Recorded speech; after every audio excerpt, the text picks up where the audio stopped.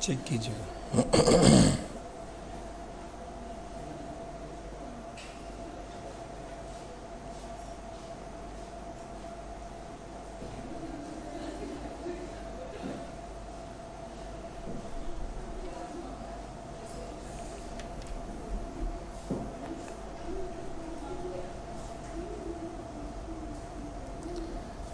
बिस्मिल्लाहिर्रहमानिर्रहीम। Chapter number 7 and 8 income from business, इसकी discussion शुरू करने लगे हैं हम।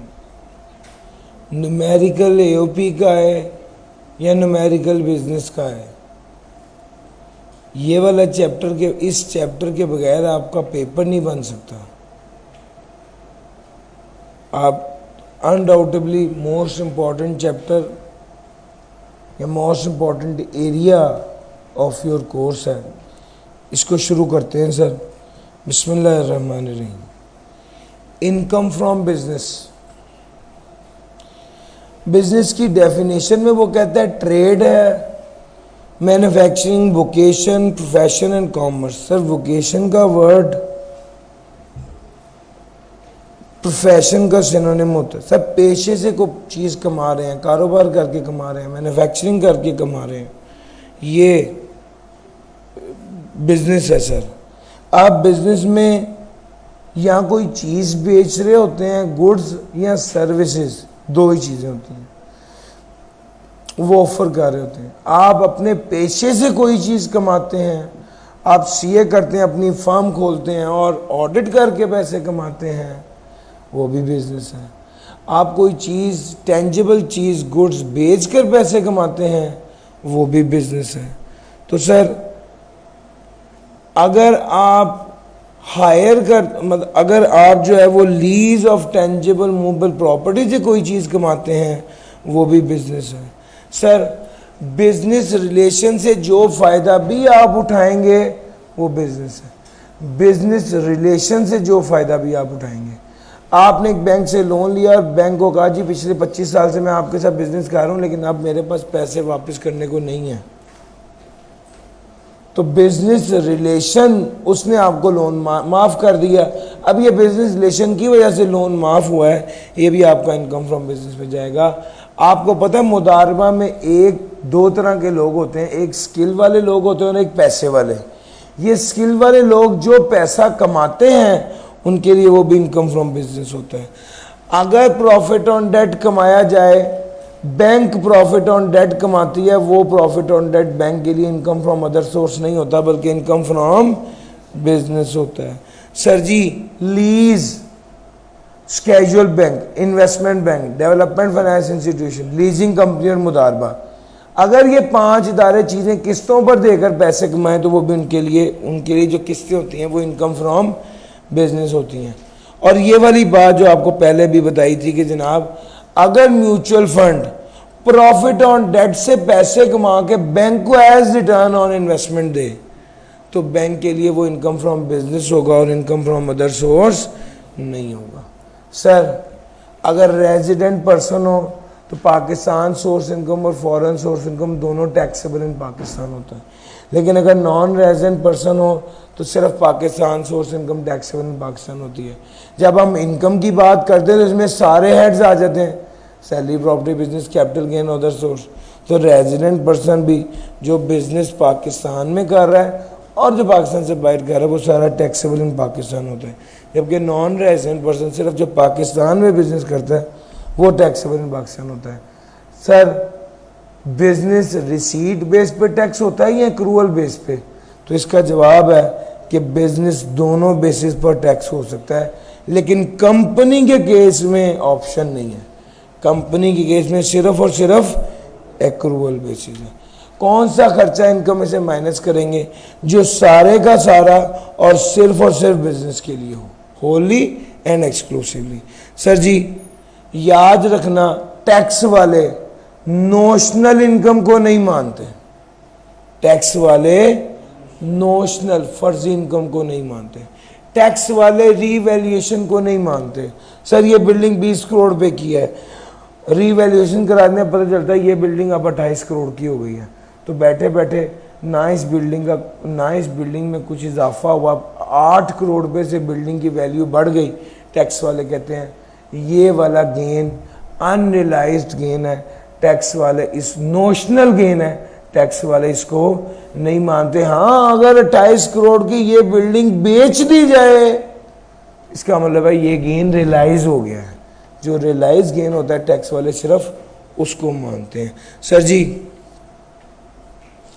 अगली बात यह है, टैक्स वाले रियल प्रॉफिट को मानते हैं, नोशनल को नहीं मानते। टैक्स वाले इंपेयरमेंट को नहीं मानते, टैक्स वाले रीवैल्यूएशन को नहीं मानते, टैक्स वाले डॉलर में अगर आपने किसी को पे करना है, डॉलर की कीमत बढ़ जाए तो उसको नहीं मानते। टैक्स वाले डॉलर में आपने किसी से पैसे लेने और डॉलर की कीमत बढ़ जाए उसको नहीं मानते। टैक्स वाले कहते हैं नहीं, हम जितना आपने किसी को डॉलर देने थे, डॉलर की कीमत बढ़ गई, आपको नुकसान हो गया, टैक्स वाले इसको नहीं मानते। हाँ, जब आप एक्चुअल में पे करेंगे टैक्स वाले उसको मानते हैं। तो सर वो कहते हैं रियल प्रॉफिट्स है, नोशनल प्रॉफिट्स ना हो। सर जी आगे चलते हैं। Profits can arise only out of trading receipts. Profit trading receipts के तौर पर प्रॉफिट अराइज होते हैं only out of trading receipts. Capital receipt are not taxable unless expressly taxable. या दो तरह की रिसीट्स होती हैं, एक ट्रेडिंग रिसीट होती है और एक कैपिटल रिसीट होती है। ट्रेडिंग रिसीट एक ऐसी रिसीट होती है जो ट्रेडिंग रिसीट एक ऐसी रिसीट होती है जो कि ऑर्डिनरीली जनरली इनकम को वसूल करने के लिए होती है, और वो इनकम ही होती है। जैसे आप डेटर से पैसे लेते हैं, ये ट्रेडिंग रिसीट है। जैसे आप क्या कहते हैं, जैसे आप कैश सेल्स करते हैं तो ये ट्रेडिंग रिसीट है। लेकिन कुछ होती है कैपिटल रिसीट जो कि आम हालात में वसूल नहीं किए जाते, और जैसे आपने मशीन बेचकर जो पैसे वसूल किए हैं ये ट्रेडिंग रिसीट नहीं है बल्कि कैपिटल रिसीट है। ट्रेडिंग रिसीट टैक्सेबल होती है, कैपिटल रिसीट टैक्सेबल नहीं होती अनलेस एक्सप्रेसली बताया ना गया हो। और सर वो कहता है ये 5 रिसीट्स जो हैं ये टैक्सेबल होंगी चाहे टैक्स पेयर बिजनेस करे या ना करे। वो कहता है अगर आप sir ji recovery in cash, record expenses, अगर पैसे आपने पे किए थे, बाद में एक्सपेंस किया था, बाद में पैसे रिकवर हो गए तो वो आपकी इनकम होगी। ये रिकॉर्ड एक्सपेंसेस मैंने चैप्टर 4 में कल आपको पढ़ाए हैं। सर डेप्रिशिएबल एसेट को बेचने पर जो पैसे वसूल हुए वो इनकम है? नहीं। डेप्रिशिएबल एसेट को बेचने पर जो गेन हुआ वो इनकम है? यस। बैड डेट जो रिकवर हुए वो इनकम है? यस। ट्रेडिंग लायबिलिटीज, फिर वही बात, 2018 का खर्चा था, 19 गुजरा, 20 गुजरा, 21 गुजरा, 2022 में वो इनकम में शामिल हो जाएगा। पढ़ाया ना सर, वो वाली बात है sir. Sum received after discontinuance of business, कारोबार ख़त्म होने के बाद जो पैसे आपको मिले वो भी आपके लिए इनकम होंगे। सर जी ये सारी चीज़ें टैक्सेबल होंगी चाहे टैक्स पेयर बिजनेस करे या ना करे। ये आपके साथ डिस्कस हो गई बातें। अब ज़रा अगली बात कर लेते हैं मेथड ऑफ अकाउंटिंग की। यूनिट 3 की तरफ आ गया हूँ मैं फ़ौरन। वो कहता है बिजनेस के लिए कौन सा अकाउंटिंग का मेथड है, एक्रूअल है या रिसीट है? तो भाई उसने कहा ये दोनों है। अलबत्ता जो मेथड भी एक बार एम्प्लॉय करो रखो उसको रेगुलरली लेके चलो। दूसरे नंबर पे A company shall account for income chargeable to tax under that income from business on accrual basis। Sir ji business accrual पर, रिसीट पर, दोनों पर हो सकता है। कंपनी के लिए लाजमी है कि एक्रूअल बेस हो सर जी, और कंपनी के अलावा इंडिविजुअल और एओपी के लिए रिसीट और एक्रूअल दोनों हो सकते हैं। सर जी बोर्ड प्रिस्क्राइब करेगा any class of person shall account for income chargeable to tax under that income from business on a cash on or accrual basis। Sir ji वो कहता है बोर्ड बाज़-औक़ात किसी पर्सन या क्लास ऑफ पर्सन पे लागू कर देता है कि आपने एक्रूल बेस या रिसीट बेस पर ही चलना है। सर जी अगली बात, अगर कोई बंदा एक्रूल से रिसीट या रिसीट से एक्रूल पे जाना चाहता है तो कमिश्नर को दरख्वास्त देगा। कमिश्नर देखेगा जेन्युइनली ज़रूरत है, अगर ज़रूरत होगी तो कमिश्नर इजाज़त दे देगा। और आखिरी बात यह है कि जब एक्रूल से रिसीट या रिसीट से एक्रूल की तरफ आओ तो डबल डिडक्शन या डबल टैक्सेशन से बचो। वो कहता है जब एक्रूल से रिसीट या रिसीट से एक्रूल की तरफ आओ तो बड़ी एहतियात से एडजस्टमेंट करो कि इनकम 2 बार टैक्स ना हो जाए या ख़र्चा 2 बार माइनस ना हो जाए। ये वाली बात भी मैंने आपको चैप्टर 4 में बताई थी सर, रिपीट हो रही है। लो sir, cash basis of accounting. Cash basis of accounting क्या है? जो पैसे वसूल हुए वो इनकम, जो पैसे अदा हुए, ओ यार समझ आ रही है? लो sir, accrual basis of accounting क्या है? जितने पैसे कमाए वो इनकम, जितने पैसे खर्च किए वो एक्सपेंस। कमाए हैं चाहे वसूल किए या नहीं किए, रिसीव्ड है या रिसीवेबल है, इनकम होगी। खर्च किए हैं चाहे अदायगी की है या नहीं की, सर जी मेरी बात समझ आ रही है? पे किए या नहीं किए वो एक्सपेंस होगा।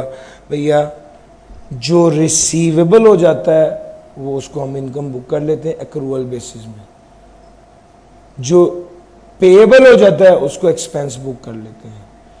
कब रिसीवेबल होता है? वो कहते हैं when you are entitled to receive, जब आप हकदार हो जाते हैं।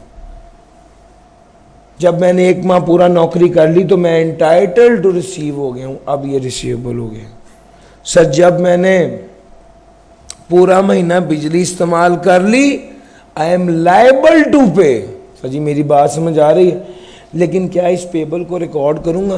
वो कहते हैं जब तक अमाउंट सर्टन नहीं होती पेबल को रिकॉर्ड तो नहीं कर सकते। वो कहते हैं पेबल को तब रिकॉर्ड करेंगे when you are liable to pay, और जो अमाउंट आपने पे करनी है वो रीजनेबल एक्यूरेसी के साथ डिटरमिन की जा सके। Sir accrual basis of accounting क्या है? सर जी आगे चल रहे हैं एक्रूअल बेसिस पे, ये वाली बात रिपीट हो रही है, फिर लिखने लगा हूँ। हालांकि कहा था कि दोबारा नहीं बताऊंगा, लेकिन 2018 में खर्चा किया जो इनकम में से माइनस हो गया, 2019 गुजरा, 20 गुजरा, 21 गुजरा, ये वाला खर्चा क्या है? अनपेड है। 2022 में क्या होगा? 2022 में दोबारा इनकम में शामिल हो जाएगा। सर अगर सब्सिक्वेंटली पे कर दिया 2023 में, अलाउड एज डिडक्शन होगा, अलाउड एज डिडक्शन। लो सर थोड़ा सा आगे चलते हैं। वो कहता है अगर आपने लायबिलिटी को पे करते हुए कोई फायदा उठा लिया, आपने ट्रेडिंग लायबिलिटी को पे किया और आपके क्रेडिटर ने कहा अगर तुम 10 लाख अभी पे कर दो तो तुम्हें 50,000 रुपए की या 1.5 लाख रुपए की बाइक हम देंगे। ये जो ट्रेडिंग लायबिलिटी को पे करते हुए 1.5 लाख रुपए की बाइक का फायदा उठाया, क्या ये आपकी इनकम में शामिल होगी? यस होगी। सर जी अब आ गया stock. Cost of goods sold क्या होता है? आम बच्चों को तो बताया जा सकता है, आप लोग अकाउंटेंट हैं, आपको सर खुद पता है। कॉस्ट ऑफ गुड्स सोल्ड क्या होता है? Sir opening stock plus purchases less closing stock. Yes और नो? ओपनिंग स्टॉक किसके बराबर होता है? पिछले साल के क्लोजिंग स्टॉक के बराबर। इसमें भी कोई नई बात नहीं है, लेकिन टैक्स में एक नई वैरायटी है। अगर आपने बिजनेस नया शुरू किया है, अकाउंटेंट कहते हैं ओपनिंग स्टॉक 0 है, टैक्स वाला कहता है नहीं। आपने अगर बिजनेस नया शुरू किया है तो इफ्तिताह जब हुई है, जब कमेंसमेंट ऑफ द बिजनेस हुआ है, उससे पहले जितना स्टॉक आप लाए थे हम उसको ओपनिंग स्टॉक के तौर पे लेंगे। तो जितना स्टॉक आपने वेंचर किया या इंट्रोड्यूस किया बिजनेस में वो ओपनिंग स्टॉक होगा, और जिस दिन वो बिजनेस में लाया गया उस दिन की फेयर मार्केट वैल्यू पे वो रिकॉर्ड होगा। तो भैया अगर नया कारोबार शुरू किया है तो फिर ओपनिंग स्टॉक 0 नहीं होगा, कमेंसमेंट के वक्त जितना स्टॉक था इसको ओपनिंग स्टॉक समझा जाएगा, और जिस वक्त वो स्टॉक जो कि इफ्तिताह से पहले बिजनेस में इंट्रोड्यूस किया गया, जिस दिन वो लाया गया, उस दिन की फेयर मार्केट वैल्यू ली जाएगी एज ओपनिंग स्टॉक की वैल्यू। सर जी क्लोजिंग स्टॉक क्या होता है? लोअर ऑफ कॉस्ट और एनआरवी। इसमें क्या मुश्किल है? क्लोजिंग स्टॉक इसके बराबर होता है, लोअर ऑफ कॉस्ट और NRV. Sir ji person accounting for income chargeable to tax under the head income from business on cash basis में compute the person's cost of stock in. Sir ji अगली बात सुनना, sir आपने इन्वेंट्री को value करना है, आपने इन्वेंट्री को वैल्यू करना है। अब इन्वेंट्री वैल्यूएशन के दो मेथड्स हैं, एक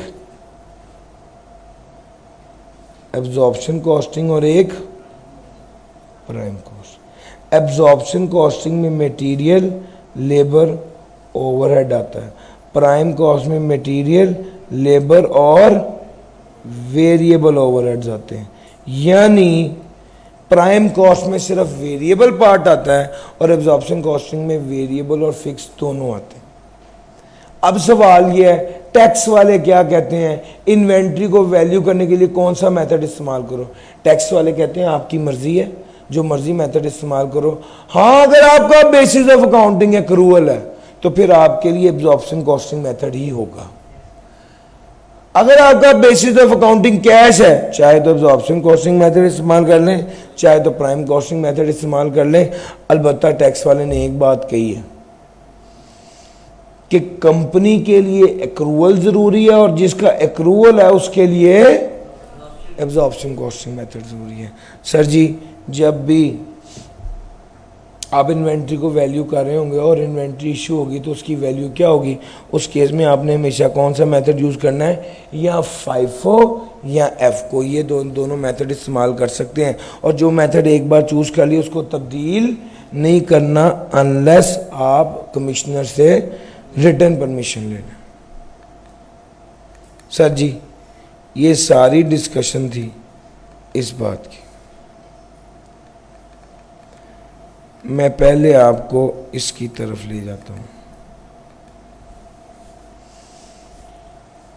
डिडक्शन क्या होती हैं और बिजनेस क्या होता है, थोड़ा सा इनकम फ्रॉम बिजनेस को इस एंगल से देख लें। सर जी अकाउंटिंग के अंदर हम सेल्स लिखते हैं, cost of goods sold less करते हैं, जीपी लिखते हैं, अदर एक्सपेंस को लेस करते हैं,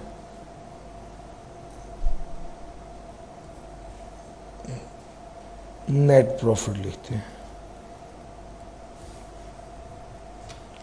अकाउंटिंग के अंदर ये होता है। कॉस्ट में से, सेल्स में से cost of goods sold less करते हैं, जीपी लिखेंगे, अदर एक्सपेंसेस लेस करेंगे, नेट प्रॉफिट लिखते हैं। मसला असल में ये आता है, कुछ ऐसे खर्चे होते हैं जो अकाउंटेंट ने माइनस किए होते हैं लेकिन टैक्स वाला कहता है उसको माइनस नहीं करना। अकाउंटेंट ने माइनस किए हुए हैं लेकिन टैक्स वाला कहता है इसको माइनस नहीं करना। कुछ ऐसे खर्चे होते हैं जो अकाउंटेंट ने माइनस किए होते हैं, टैक्स वाला कहता है इसको माइनस करना है। और कुछ ऐसे खर्चे होते हैं जिसको अकाउंटेंट ने माइनस नहीं किया होता, टैक्स वाला कहता है माइनस करना है। अब मिसाल के तौर पे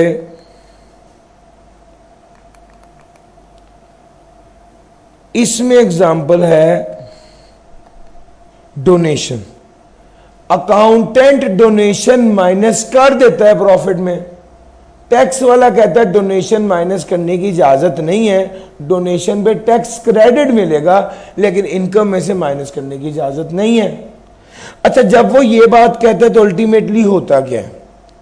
होता ये है कि हम ये कहते हैं कि अकाउंटिंग प्रॉफिट में से अकाउंटिंग प्रॉफिट में से हम सर जो अब न्यूमेरिकल करते हैं, याद रखना, इसको शुरू करते हैं अकाउंटिंग प्रॉफिट से।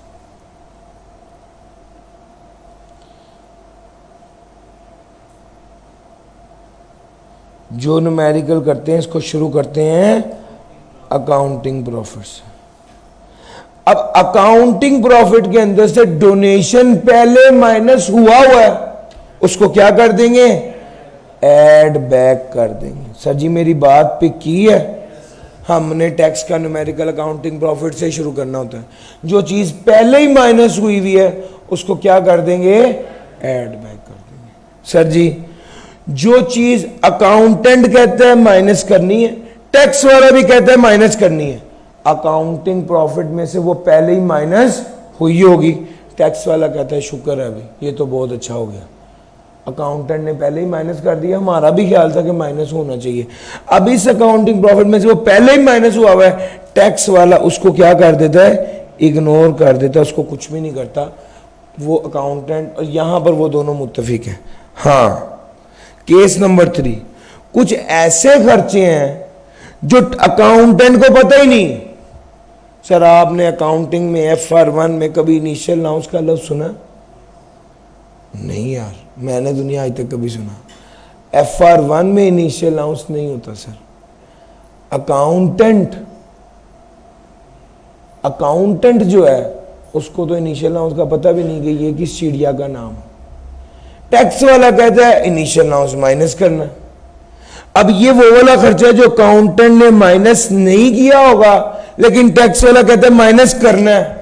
अब अकाउंटिंग प्रॉफिट में इसको लेस नहीं किया होगा लेकिन टैक्स वाला कहता है इसको लेस करना है। जब इसको लेस कर देंगे इसको लेस किया जाएगा अकाउंटिंग प्रॉफिट में। सर जी मेरी बात पे कर गए हैं? यानी अकाउंटिंग प्रॉफिट से शुरू करेंगे तो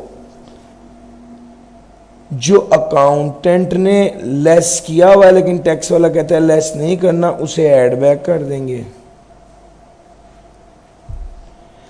जो अकाउंटेंट ने लेस किया हुआ है और टैक्स वाला भी कहता है लेस करना, उसको इग्नोर कर देंगे। जो अकाउंटेंट ने लेस नहीं किया हुआ टैक्स वाला कहता है उसको लेस करना, उसको क्या कर देंगे, लेस कर देंगे। तो हमारे पास कौन सा प्रॉफिट आ जाएगा, टैक्स वालों के असूलों के मुताबिक।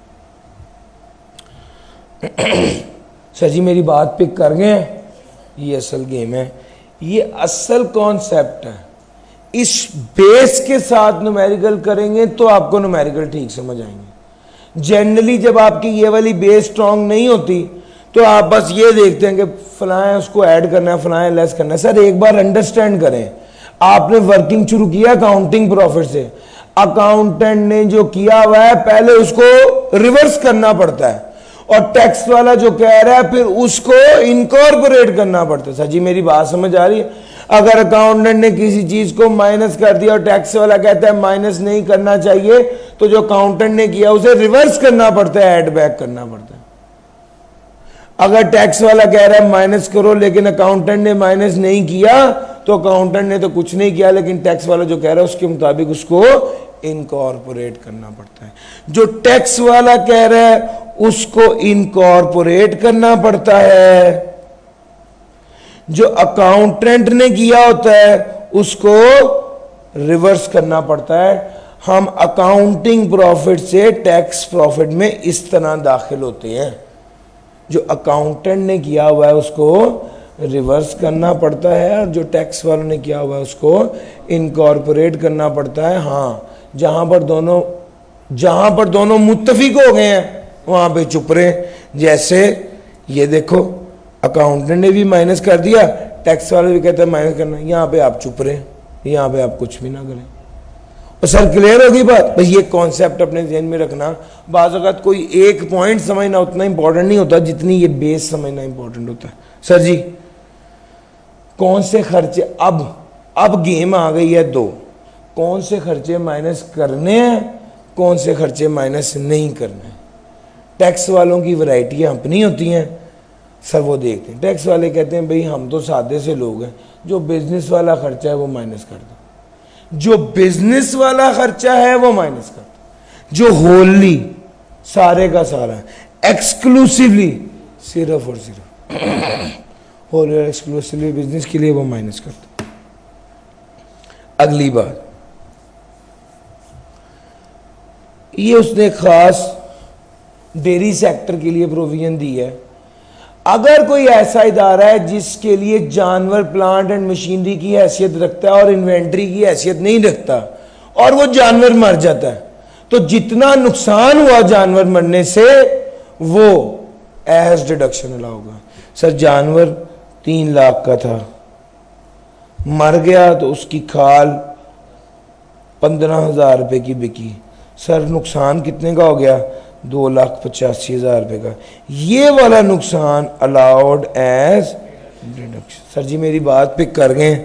Deduction equal to the amount of actual cost of animal used for the purpose of business और profession less the amount realised in respect of carcasses or animal shall be allowed where the animal have died or become permanently useless for such purpose। अगर जानवर मर गया है या useless हो गया है, इस केस में जितना नुकसान हुआ इदारे का वो माइनस करने की इजाजत है। एक बात बड़ी ध्यान से सुनने की जरूरत है, वो जानवर इन्वेंट्री ना हो, वो जानवर इन्वेंट्री ना हो बल्कि एसेट की हैसियत रखता हो। सर जी बड़ी ध्यान से कौन से खर्चे माइनस नहीं करने, इसकी लिस्ट आ गई। इनकम टैक्स या किसी किस्म का टैक्स जो इनकम पर लगे, गेन पर लगे, इनकम की परसेंटेज पर लगे, वो माइनस करने की इजाजत नहीं होती। क्या सेल्स टैक्स माइनस करने की इजाजत है? क्या एफईडी माइनस करने की इजाजत है? इसका जवाब यह है, इनकम टैक्स माइनस नहीं करना, सेल्स टैक्स और एफईडी माइनस करना है। इनकम टैक्स माइनस नहीं करना, सेल्स टैक्स और एफईडी माइनस करना है। हाँ जी, अगली बात सुनो। अगर सेल्स टैक्स और एफईडी आपने एंड कंज्यूमर को चार्ज कर दिया है, सर आज आप सेल्स टैक्स पढ़ के बैठे हुए हैं, अब मेरे लिए ये बात समझानी आसान है। सेल्स टैक्स और एफईडी अगर एंड कंज्यूमर को चार्ज कर दिया है तो माइनस करने की इजाजत नहीं है। 3 बातें गई हैं, इनकम टैक्स माइनस करने की इजाजत है, सेल्स टैक्स और इनकम टैक्स माइनस करने की इजाजत नहीं है, सेल्स टैक्स और एफईडी माइनस करने की इजाजत है। लेकिन वो सेल्स टैक्स और एफईडी जो एंड कंज्यूमर को चार्ज कर दिया है, सर वो आइटम जिसको आप देखते हैं उसके ऊपर सेल्स टैक्स लिखा होता है, इसका मतलब है वो एंड कंज्यूमर को चार्ज कर दिया। सर जी समझ आ रही है? तो वो माइनस करने की इजाजत नहीं है, जो एंड कंज्यूमर को चार्ज करते माइनस करने की इजाजत नहीं। सर जी पहली बात, अगर टैक्स वालों ने कहा था कि टैक्स काट के पेमेंट करना और आपने टैक्स नहीं काटा तो वो इनकम में से माइनस करने की इजाजत नहीं है। आपको टैक्स वालों ने कहा था कि परचेजेस कर रहे हो, पेमेंट करते हुए टैक्स काट के पेमेंट करना। टैक्स वालों ने कहा था टैक्स डिडक्शन होगी एट सोर्स, आप जब पेमेंट करेंगे तो टैक्स काट के करेंगे। आपने टैक्स वालों की बात नहीं मानी तो टैक्स वाले वो वाला पूरा खर्चा इनकम में से माइनस करने की इजाजत नहीं देते। मैं जरा ये वाला पॉइंट आपको पहले पढ़ा दूं। सर आपने किसी को सैलरी दी, आपको चाहिए था टैक्स काट के सैलरी देते, लेकिन टैक्स नहीं काटा तो वो पूरी सैलरी एज डिडक्शन अलाउ नहीं होगी। आई कैब वालों ने मुझे 1 लाख रुपए सैलरी दी, अब आई कैब वालों को चाहिए था कि 10,000 रुपये टैक्स काट के मुझे 90,000 रुपये अदा करते, आई कैब वालों ने पूरा लाख दे दिया, तो ये वाला लाख रुपये पूरे का पूरा as deduction allow. Sir ji मेरी बात पिक कर गए, वो लाख पूरे का पूरा एज डिडक्शन अलाउ नहीं होगा। मैंने किसी को किराया दिया, मुझे चाहिए था मैं टैक्स काट के देता, अगर मैंने टैक्स नहीं काटा तो रेंट पूरे का पूरा एज डिडक्शन अलाउ नहीं होगा। मैंने कमीशन दी, मैंने ब्रोकरेज दी, मैंने प्रॉफिट ऑन डेट दिया, मैंने नॉन रेजिडेंट को पेमेंट की, या मैंने सर्विस या फी पे की है किसी पर्सन को। सर जी ये सारे वो खर्चे हैं, ये वो खर्चे हैं जो करते वक्त मुझे क्या चाहिए था, मैं टैक्स काट के पेमेंट करता। अगर मैंने टैक्स काटे बगैर पेमेंट कर दी तो वो अलाउड एज डिडक्शन नहीं होगा। अगर मैंने टैक्स काटे बगैर पेमेंट कर दी तो वो अलाउड एज डिडक्शन नहीं होगा। सर जी मुझे एक बात बताएं, मुझे 1,00,000 रुपए सैलरी मिली आई कैब से, 10,000 रुपये का टैक्स कट के मिला है, मुझे असल में मिला है 90,000 रुपये। ये जो 10,000 रुपये है क्या ये एज डिडक्शन अलाउ होगा? जो टैक्स डिडक्ट होता है क्या वो एज डिडक्शन अलाउ होता है? नहीं सर, ये टैक्स क्रेडिट मिलेगा इसका। जब लाइबिलिटी कैलकुलेट हो जाएगी तो उसमें से टैक्स विद एलडेस करते हैं सर, पता है ना आपको इस बात का? ये वही वाली बात लिखी हुई है सर जी। जो टैक्स कट के पैसे मिलते हैं ना, जो टैक्स कट के पैसे मिलते हैं वो एज डिडक्शन, जितना टैक्स कटा होता है वो एज डिडक्शन अलाउ नहीं होता, उस पर डिडक्शन नहीं मिलती, टैक्स क्रेडिट मिलता है। उससे इनकम कम नहीं होती, टैक्स कम होता है। सर जी मेरी बात पे कर गए? ये दूसरा बुलेट ये लिखा हुआ है, टैक्स डिडक्टेड एट सोर्स जो है ये अलाउड एज डिडक्शन ही होता है। तीसरा bullet, any expenditure from which person is required to deduct or collect tax and the person has not paid or deducted the tax। वो कहता है कोई भी एक्सपेंस जिसके हवाले से रिक्वायरमेंट थी कि टैक्स डिडक्ट या कलेक्ट किया जाए, कोई भी एक्सपेंस जिसके हवाले से रिक्वायरमेंट थी कि टैक्स काट के पेमेंट की जाए, आपने टैक्स नहीं काटा, वो एज डिडक्शन अलाउ नहीं होगा। मेरी बात सर ध्यान से सुनिएगा।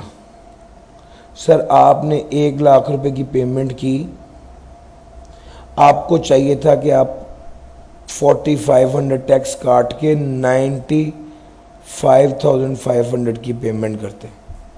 अगर आपने ये टैक्स नहीं काटा,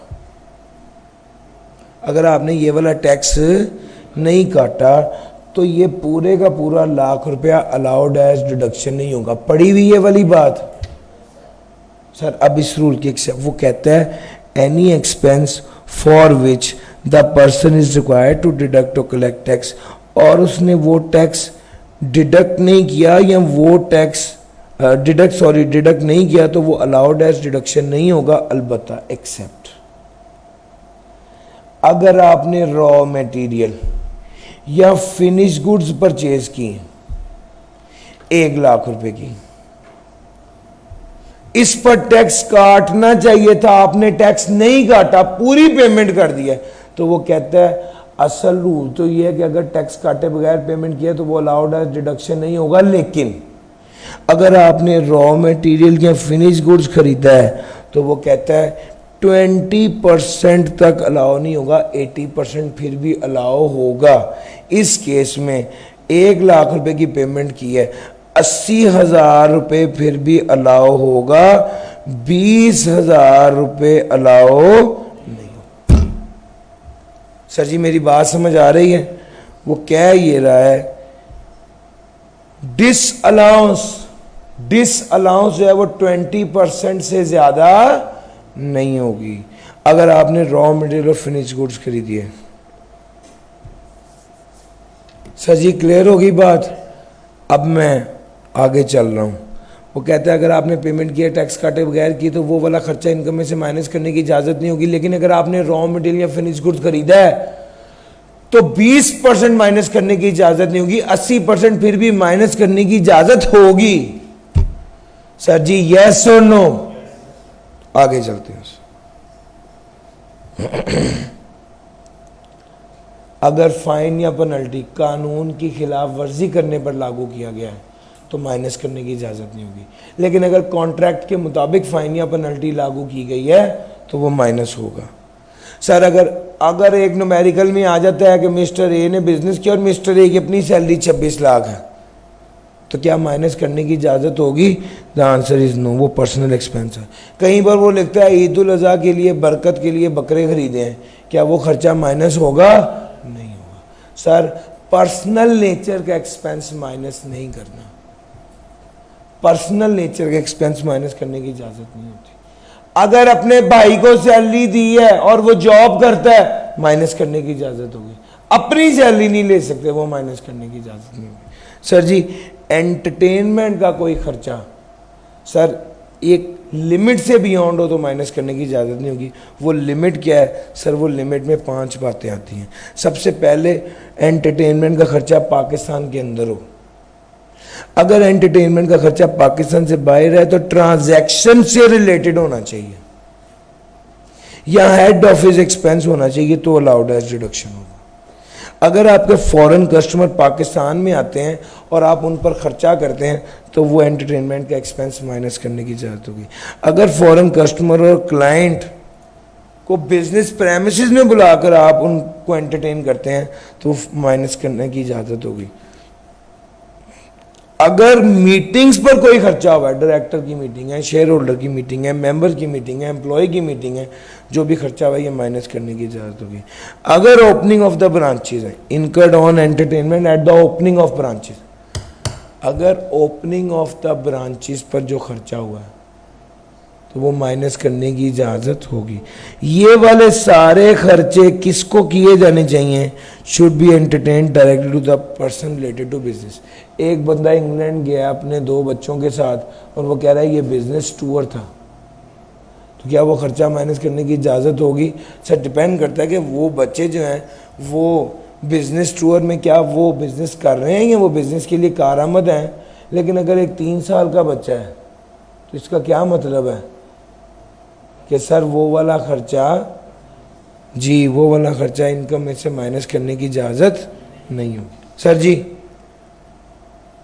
रिकॉग्नाइज पी फंड में कंट्रीब्यूशन है, अप्रूव्ड सुपर एनोवेशन फंड है, अप्रूव्ड ग्रेचुटी है।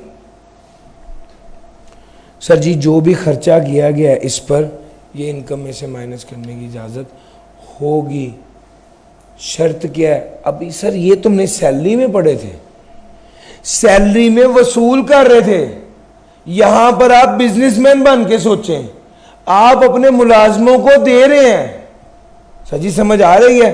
तो ये वाला खर्चा, ये कंट्रीब्यूशन जो आप provident fund, super innovation fund, gratuity या पेंशन के लिए कर रहे हैं, ये इनकम में से माइनस करने की इजाजत होगी। यस, इदारा क्या होना चाहिए? अप्रूव्ड होना चाहिए। अगर अप्रूव्ड ना हुआ, लिस्ट असल में है कि कौन से खर्चे माइनस नहीं करने, तो अगर अप्रूव ना हुआ तो माइनस नहीं करेंगे, अगर अप्रूव हुआ तो माइनस करने की इजाजत होगी। दूसरी बात सर, अगर अफेक्टिव, वो कहता है अफेक्टिव अरेंजमेंट करो कि जब उस बंदे को पैसे दोगे तो टैक्स काट के दोगे।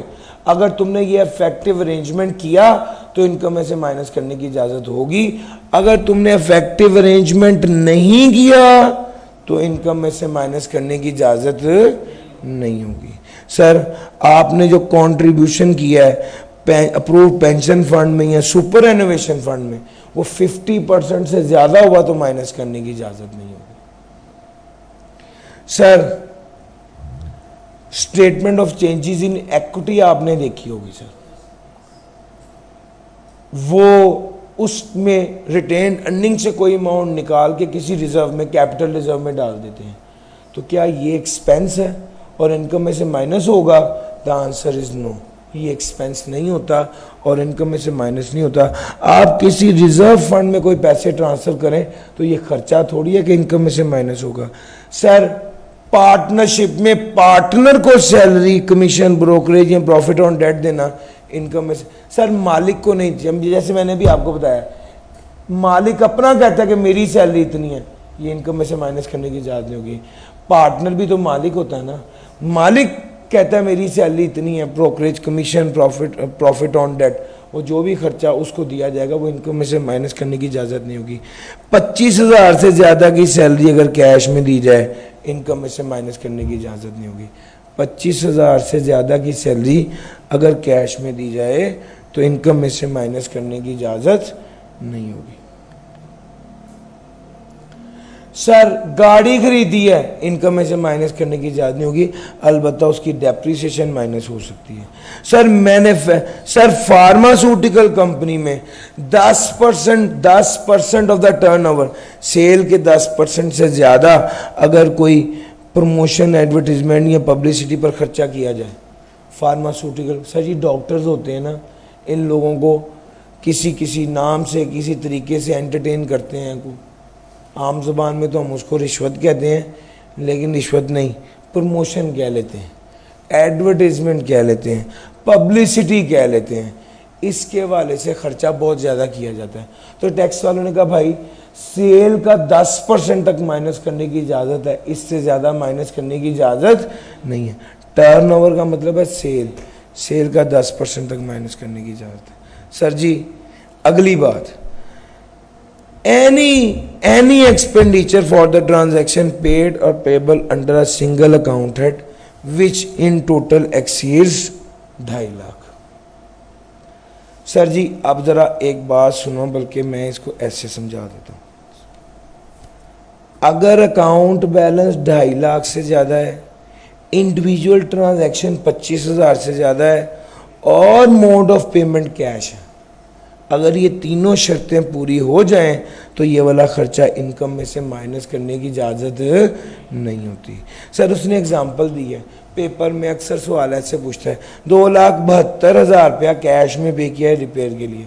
Step number 1, account balance 2.5 lakh से ज़्यादा है, यार जिसकी एक ट्रांजैक्शन 2,72 की है तो अंडरस्टूड है कि अकाउंट बैलेंस 2.5 लाख से ज़्यादा है। इंडिविजुअल ट्रांजैक्शन 25,000 से ज़्यादा है, yes. Mode of payment cash है, यस। ये वाला खर्चा अलाउड एज डिडक्शन नहीं होगा। लेकिन ये वाला रूल किस पर अप्लाई नहीं होना? सर यूटिलिटी बिल पर, बिजली पानी गैस टेलीफोन के बिल पर। सर फ्रेट पर, जो माल आता है उसका किराया दिया जाता है उस पर। सर ट्रेवल पर, जो एयर टिकट्स वगैरह लेते हैं वो कैश में भी हो तो मसला नहीं है। सर पोस्टेज, टैक्सेस, ड्यूटी, फी, फाइन, अदर टैक्स, जो भी टैक्सेस जो भी सरकारी इदारे को पेमेंट कर रहे हैं वो कैश में की जाए, उसमें मसला नहीं है। सर जी फिर कह रहा हूँ, अकाउंट बैलेंस 2.5 लाख से ज़्यादा, इंडिविजुअल ट्रांजैक्शन 25,000 से ज़्यादा, पेमेंट कैश में की गई, अलाउड एज डिडक्शन नहीं होगा सिवाय utility, freight, travel fair, postage और जो सरकारी इदारे को टैक्सेस, ड्यूटीज, फी, फाइन वगैरह कर रहे हैं। Inadmissible deduction. अगला पॉइंट, यूटिलिटीज एक खास लिमिट जो प्रिस्क्राइब की गई उससे ज़्यादा तो इनकम में से माइनस नहीं होगा। और सर इससे अगला पॉइंट सबसे ज़्यादा कीमती है, सुनना, जितने परसेंट सेल अनरजिस्टर्ड पर्सन को करेंगे, जितने परसेंट सेल अनरजिस्टर्ड पर्सन को करेंगे उतने परसेंट खर्चा माइनस करने की इजाजत नहीं। अब कौन सा अनरजिस्टर्ड? जो सेल्स टैक्स एक्ट 1990 के तहत अनरजिस्टर्ड है। कौन सा अनरजिस्टर्ड? जिसको सेल 100 मिलियन पर पर्सन की गई है। सर जी 100 मिलियन पर पर्सन, ये 10 करोड़ रुपया बनता है। जिसको सालाना 10 करोड़ रुपए की सेल की गई है और वो अनरजिस्टर्ड था, सेल्स टैक्स एक्ट के तहत रजिस्टर्ड नहीं था, तो उस बंदे को अगर आपने सेल किया तो जितने परसेंट सेल ऐसे बंदे को की है उतने परसेंट खर्चा इनकम में से माइनस करने की इजाजत नहीं है। हाँ, लेकिन डिसअलाउंस, जितने परसेंट खर्चा माइनस करने की इजाजत नहीं है, ये 10% ऑफ द एक्सपेंस से ज्यादा नहीं होना चाहिए। सो अभी थोड़ी देर पहले कहा, अगर आपने टैक्स नहीं काटा तो फिर वो वाला खर्चा इनकम में से माइनस करने की इजाजत नहीं होगी। लेकिन आपने परचेजेस और फिनिश गुड्स की खरीदारी पर टैक्स नहीं काटा तो 20% तक माइनस करने की इजाजत नहीं होगी, बाकी माइनस करने की याद है ना। बिल्कुल इसी तरह ही अगर आपने पेमेंट की, अगर आपने अनरजिस्टर्ड पर्सन को चीजें सेल की तो जितने परसेंट चीजें अनरजिस्टर्ड पर्सन को सेल की उतने परसेंट खर्चा माइनस करने की इजाजत नहीं होगी। ये अनरजिस्टर्ड पर्सन सेल्स टैक्स के मुताबिक अनरजिस्टर्ड हो और इस अनरजिस्टर्ड पर्सन को सेल कितनी की गई हो, कम से कम 100 मिलियन पर पर्सन की। तो फिर उतना खर्चा माइनस करने की इजाजत नहीं होगी। जितना खर्चा माइनस करने की इजाजत नहीं होगी वो 10% ऑफ एक्सपेंडिचर से ज्यादा नहीं होना चाहिए। ठीक हो गया सर? तो ये सारी बातें, सारी प्रोविजन ज़हन में रखने वाली है। सर एफबीआर बड़ा ज़्यादा फोकस इस बात पे कर रहा है कि सिस्टम को इंटीग्रेट करो, ख़ास तौर पे रिटेलर्स को। वो कहता है रिटेलर्स को चाहिए कि वो अपने सिस्टम को इंटीग्रेट करें। सर सिस्टम को इंटीग्रेट करने का क्या मतलब होता है? इसको मैं आपको समझाता हूँ। सर जी, जिस तरह एक किसी भी स्टोर का नाम ले लेते हैं, गौरमे ले लेते हैं, इम्तियाज़ ले लेते हैं, मेट्रो ले लेते हैं, इसमें कोई सेल होती है ना, तो जैसे ये बिल एंटर दबाते हैं तो ये इनके हेड ऑफिस चली जाती है सेल। ऑनलाइन सिस्टम है, इंटीग्रेटेड है।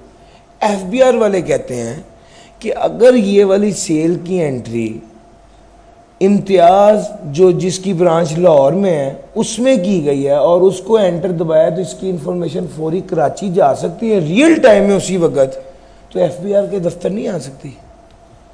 आ सकती है। वो कहता है सिस्टम इंटीग्रेट हो जाए तो रियल टाइम में जो सेल, जो इंफॉर्मेशन हेड ऑफिस से आ रही है वही इंफॉर्मेशन किधर आ जाए? एफबीआर के पास आ जाए। इस पर एफबीआर का बहुत जोर है और वो कह रहे हैं कि इंटीग्रेट करो, सिस्टम को इंटीग्रेट करो।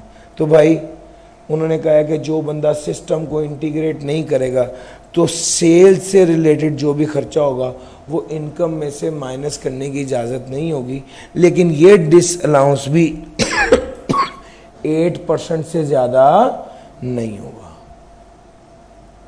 हो सर, ये सारी डिडक्शंस नॉट अलाउड थी। अब ज़रा आगे चलते हैं और बात करते हैं डिडक्शंस एडमिसिबल की। कौन सी डिडक्शन अलाउ हैं? सर जी, रिसर्च का खर्चा एफबीआर वाले प्रमोट करते हैं, कहते हैं रिसर्च करो, कोई बात नहीं, इनकम में से माइनस करने की इजाज़त होगी। अच्छा, जब मैंने आपको टैक्स का इंट्रोडक्शन दे रहा था उस वक्त भी मैंने कहा था गवर्नमेंट जो है वो रिसर्च को प्रमोट करती है। अच्छा, जब गवर्नमेंट किसी एरिया को प्रमोट करती है तो टैक्स क्रेडिट देती है या टैक्स एग्जेम्पशन देती है, याद है? तीसरी बात अब सुन लो सर जी, गवर्नमेंट जब किसी एरिया को प्रमोट करना चाहती है तो वहां पर वो वाला खर्चा इनकम में से माइनस करने की इजाजत दे देती है, यानी अलाउड एज डिडक्शन कर देती है उस खर्चे को, और जिस खर्चे को डिस्करेज करना चाहती है उसको अलाउ एज डिडक्शन नहीं करती। सर समझ आ रही है? अब जरा मेरी बात सुनो। रिसर्च, अगर रिसर्च पाकिस्तान में हो रही है, बिजनेस के मकसद के लिए हो रही है, तो टैक्स वाले कहते हैं ठीक है, इनकम में से माइनस करने की इजाज़त है, लेकिन ज़रा एहतियात से। रिसर्च का मतलब ये नहीं है कि अब आप गाड़ियाँ खरीदने लग जाएं, बिल्डिंगें खरीदने लग जाएं। सर जी, रिसर्च पर जो खर्चा अलाउड है, रिडक्शन है, उसमें वो कहते हैं डेप्रिशिएबल एसेट और इमूवेबल प्रॉपर्टी और कोई भी ऐसा खर्चा जो existence, location, extent and quality of natural deposits के लिए किया जा रहा हो तो ये इनकम में से माइनस करने की इजाजत नहीं होगी। सर यानी आप रिसर्च के लिए जनरल खर्चा तो करें, लेकिन रिसर्च के लिए डेप्रिशिएबल एसेट खरीदना या इंटेंजिबल एसेट खरीदेंगे तो वो माइनस नहीं होगा। रिसर्च के लिए इमूवेबल प्रॉपर्टी खरीदेंगे तो माइनस करने की इजाज़त नहीं होगी। या नेचुरल डिपॉजिट्स की कहाँ पर हैं, कितने हैं, किस क्वालिटी के हैं, किस हद तक हैं, इसको एक्सप्लोर करने के लिए जो रिसर्च करेंगे वो वाला खर्चा माइनस करने की इजाज़त नहीं होगी। सर जी, एम्प्लॉय की ट्रेनिंग पर जो खर्चा हो, टैक्स वाले कहते हैं माइनस करो, कोई मसला नहीं है। हॉस्पिटल के में ट्रेनिंग दें, एजुकेशनल इंस्टीट्यूशन में ट्रेनिंग दें, इंडस्ट्रियल वर्कर को ट्रेनिंग दें। इवन आपका मुलाजिम नहीं है, सिर्फ पाकिस्तान का सिटीजन है, लेकिन अगर आपको एफबीआर से अप्रूव्ड स्कीम के तहत उसको ट्रेनिंग दे रहे हैं तो वो भी इनकम में से माइनस करने की इजाज़त होगी। सर जी, ये अगर पढ़ लिया तो अब उसके बाद है profit on debt, finance cost और लीज पेमेंट। जो भी लोन आपने लिया उस पर इंटरेस्ट पे करना होगा, इनकम में से माइनस करने की इजाजत होगी। बाज़ौकात आपने लोन दिया होता है और आप उस लोन को रिकवर करने के लिए एक स्पेशल पर्सन हायर कर लेते हैं जिसको स्पेशल पर्पस व्हीकल कहते हैं। स्पेशल पर्पस व्हीकल को जो पेमेंट आप करेंगे वो भी एज डिडक्शन लाओगा, इनकम में से माइनस करने की इजाजत होगी। तीसरा, सर लीज रेंटल जो किस्तें आप देते हैं वो इनकम में से माइनस करने की इजाजत होती है। लीज रेंटल्स जो होते हैं वो इनकम में से माइनस करने की इजाजत होती है। अलबत्ता अगर कोई गाड़ी, अगर कोई vehicle not applying for hire आपने किस्तों पर ली है और उसके प्रिंसिपल अमाउंट को 2.5 मिलियन से ज्यादा पे कर रहे हैं तो वो इनकम में से माइनस करने की इजाजत नहीं होगी। ये इंपॉर्टेंट पॉइंट है, आगे भी आना है, वहां पर मैं दोबारा बताऊंगा। यहां पर भी एक दो चीजें मैंने आपको पहले बताई नहीं है, व्हीकल और ये वो, बस इसको अभी पहले ये समझिए, प्रॉफिट ऑन डेट इनकम में से माइनस होगा जितना लोन बिजनेस के लिए इस्तेमाल किया है। आपने कोई स्पेशल पर्पस व्हीकल को पेमेंट किया है तो वो भी इनकम में से माइनस करने की इजाज़त होगी। किस्तें लीज रेंटल जो दिए हैं इनकम में से माइनस करने की इजाज़त होगी। सर जी लीज के हवाले से एक डिस्कशन है बड़ी कॉम्प्रिहेंसिव जिसमें ओवरऑल लीज कवर हो रही है, ज़रा इसको ध्यान से समझना। सर एक है लेसी, मैंने गाड़ी बैंक से किस्तों पे ली तो मिस्टर अली क्या हो गया, लेसी, बैंक क्या हो गया, लेसर। अकाउंटेंट क्या करता है, अकाउंटेंट कहता है गाड़ी का मालिक अली इमरान और अकाउंटेंट डेप्रिसिएशन अलाउ कर देता है और अकाउंटेंट इंटरेस्ट एक्सपेंस इनकम में से माइनस करता है। जबकि टैक्स वाला कहता है गाड़ी का मालिक अली इमरान नहीं है बल्कि गाड़ी का मालिक बैंक है, यानी गाड़ी का मालिक लेसी नहीं है बल्कि गाड़ी का मालिक लेसर है। इसीलिए टैक्स वाले कहते हैं अली इमरान तो किराया दे रहा गाड़ी का, तो ये किराया एज डिडक्शन अलाउ होगा।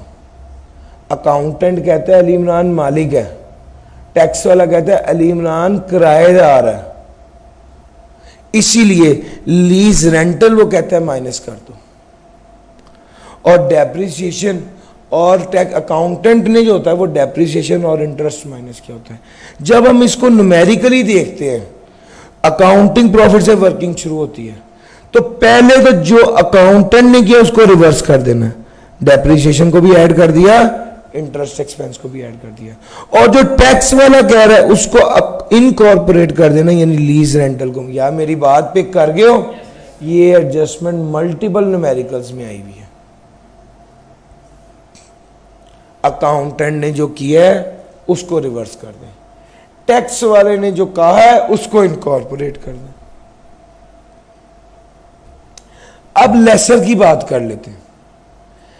लेसर है बैंक, टैक्स वाला कहता है असल मालिक बैंक है और टैक्स वाला डेप्रिसिएशन भी बैंकर को अलाउ करता है, टैक्स वाला इनिशियल अलाउंस भी बैंकर को अलाउ करता है। टैक्स वाला कहता है जो बैंकर ने किस्त वसूल की है ये उसकी इनकम है, जबकि अकाउंटेंट कहता है कि बैंक जो है उसको इंटरेस्ट इनकम सिर्फ वसूल हुई है। तो जो अकाउंटेंट कहता है उसको रिवर्स कर दो, जो टैक्स वाला कहता है उसको इनकॉर्पोरेट कर दो। और सर जी मेरी बात पे कर गए हैं, अकाउंटिंग प्रॉफिट से वर्किंग शुरू करेंगे, लीज रेंटल ऐड करेंगे, डेप्रिसिएशन इनिशियल अलाउंस लेस करेंगे, इंटरेस्ट इनकम भी लेस करेंगे तो टैक्स प्रॉफिट आ जाएगा। ये एडजस्टमेंट्स हैं। सर जी बैड डेट्स, बैड डेट क्या अलाउड एज डिडक्शन होता है? The answer is yes.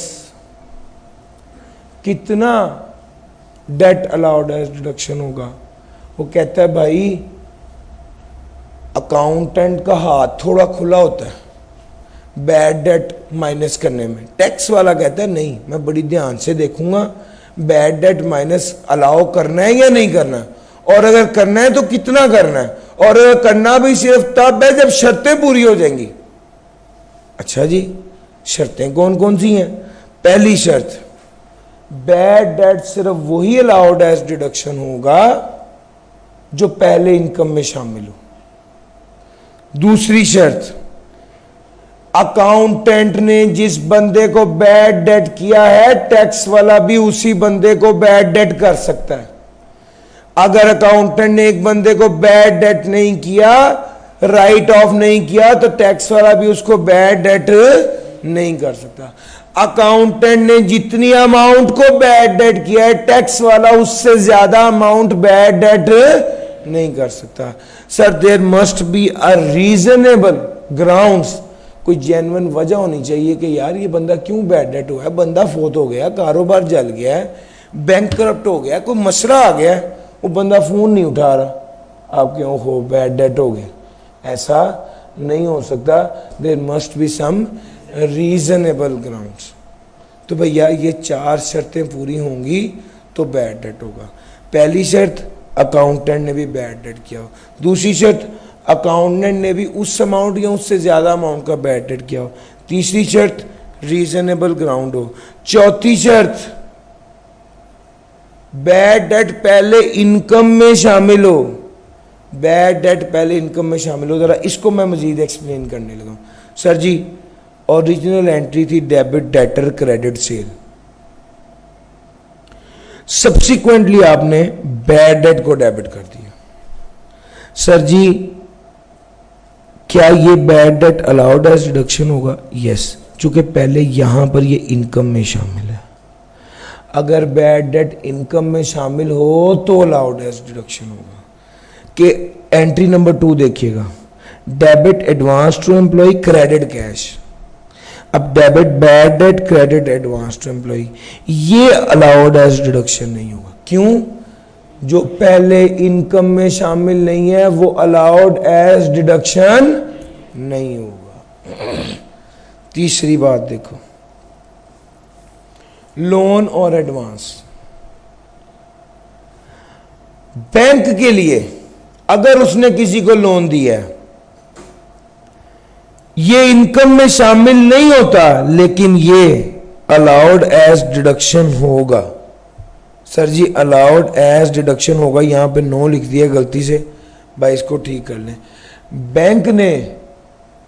Bank ने लोन दिया तो उसने एंट्री की डेबिट लोन या एडवांस क्रेडिट कैश।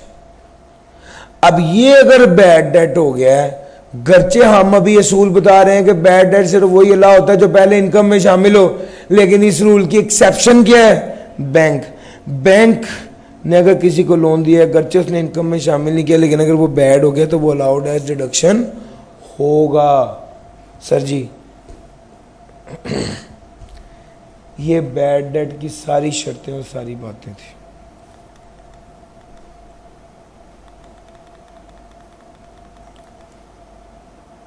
अब ये देखो जरा, न्यूमेरिकल में क्या हो रहा होता है? अकाउंटिंग प्रॉफिट से शुरू करते हैं, जो अकाउंटिंग बैड डेट होता है उसे ऐड बैक कर देते हैं, जो टैक्स वाला बैड डेट होता है उसको लेस कर देते हैं। सर जी, मेरी बात समझ आ गई है? न्यूमेरिकल की प्रैक्टिस एडजस्टमेंट में साथ साथ करवा रहा हूं आपको। लो सर, आगे चलते हैं। अब आ जाए अगली बात की तरफ। अगर एक बंदा बैड डेट हो गया था, सब्सिक्वेंटली उसको हदायत हो गई, उससे पैसे रिकवर हो गए, तो फिर क्या करेंगे? अगर बैड डेट हो गया और उससे पैसे रिकवर हो गए तो क्या करेंगे? सर, टैक्स वाले कहते हैं A-B का रूल है। What is A? Subsequent recovery, bad debt recovered. What is B? Actual minus allowed. वो कहता है A-B का रूल है। ए कहते हैं बैड डेट रिकवर कितना हुआ है, और बी कहते हैं actual bad debt minus allowed bad debt. लो सर, एग्जाम्पल ले लेते हैं। 1 लाख का बैड डेट था, टैक्स वालों ने 80,000 रुपये अलाउ किया था, ये एक्चुअल था, ये अलाउड बैड डेट था। रिकवरी कितनी हुई है? 90,000 रुपये। अब क्या होगा? Bad debt recovered 90,000, actual bad date 1 lakh, allowed bad date 80,000 है सर। जी देखिएगा जरा कितना आ गया, 90,000 माइनस 20,000। जी भाई आंसर प्लस में है या माइनस में है? सर जी अगर आंसर प्लस में हो तो ये इनकम है, अगर आंसर माइनस में हो तो ये एक्सपेंस है और अलाउड एज डिडक्शन है। एग्जांपल लीजिए माइनस वाली। लो सर, बैड डेट रिकवर हुआ है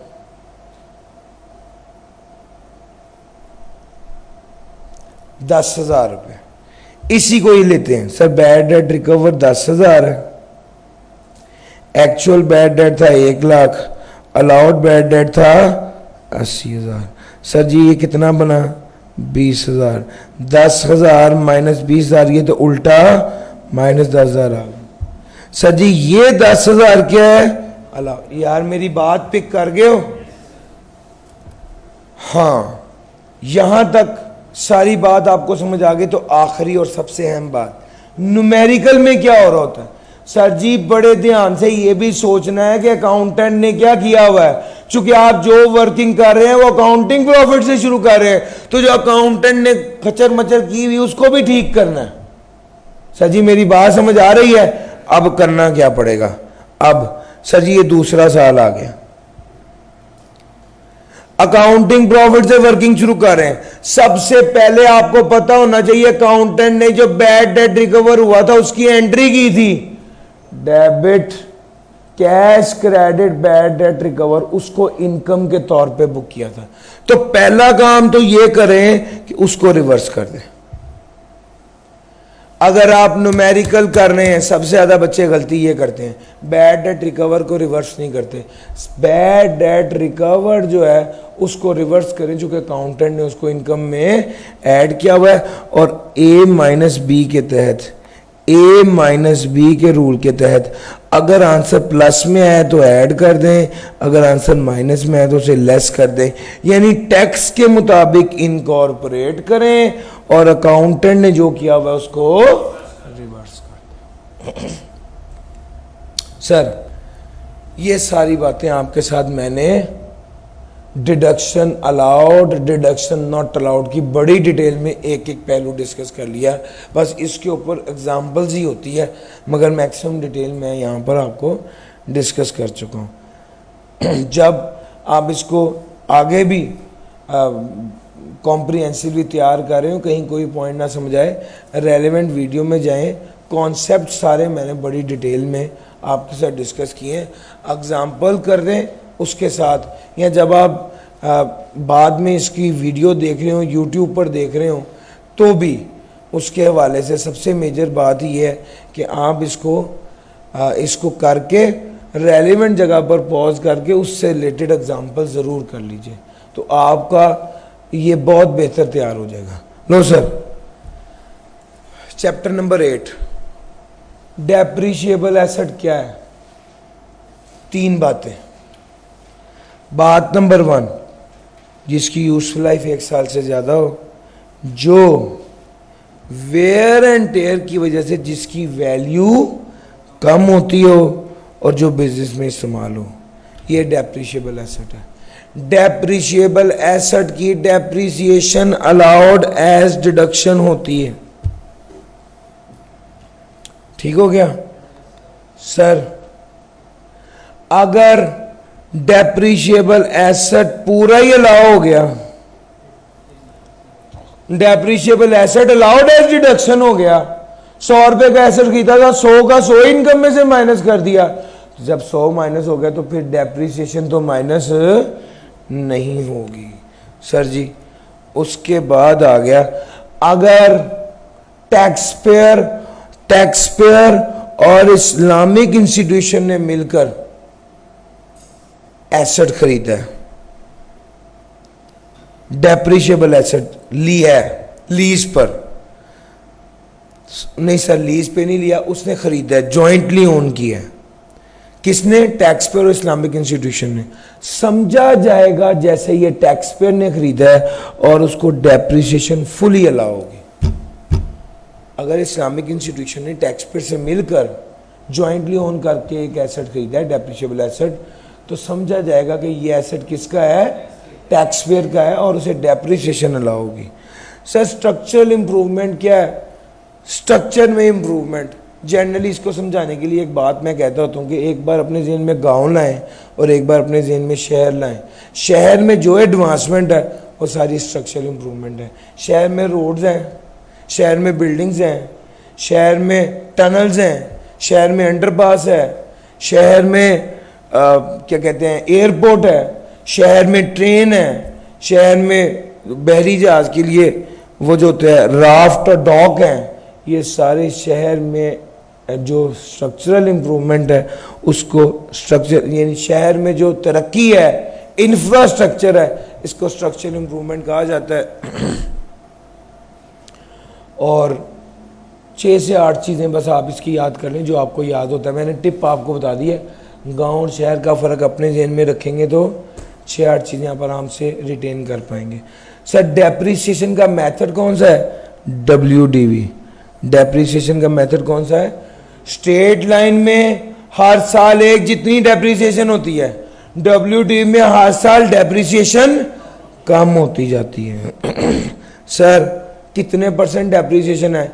याद करने की ज़रूरत नहीं है। बिल्डिंग में 10, कंप्यूटर में 30, बाकी सब में 15। फिर कह रहा हूँ याद नहीं करना, क्यों? पेपर में गिवन होगा। सर डेप्रिसिएशन का एक अहम असूल, full in the year of purchase, nil in the year of sale. जिस साल खरीदा उस साल 100% है, साल के आखिरी दिन भी खरीदा है तो पूरे साल की डेप्रिसिएशन अलाउ होगी, और जिस साल बेचा उस साल डेप्रिसिएशन अलाउ नहीं होगी।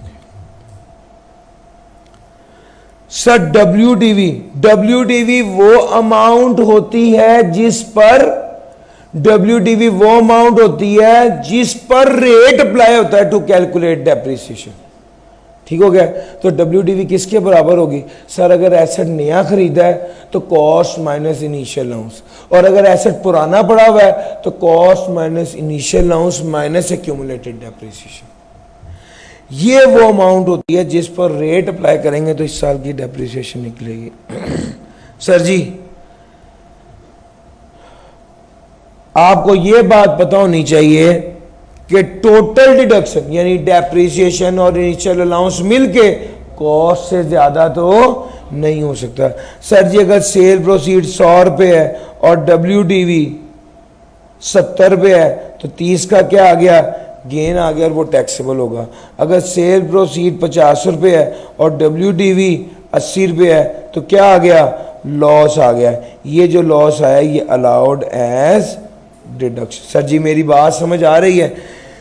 कंसीडरेशन ज्यादा है WDV से तो गेन आएगा, कंसीडरेशन कम है WDV से तो लॉस आएगा। Gain taxable, loss allowed as deduction.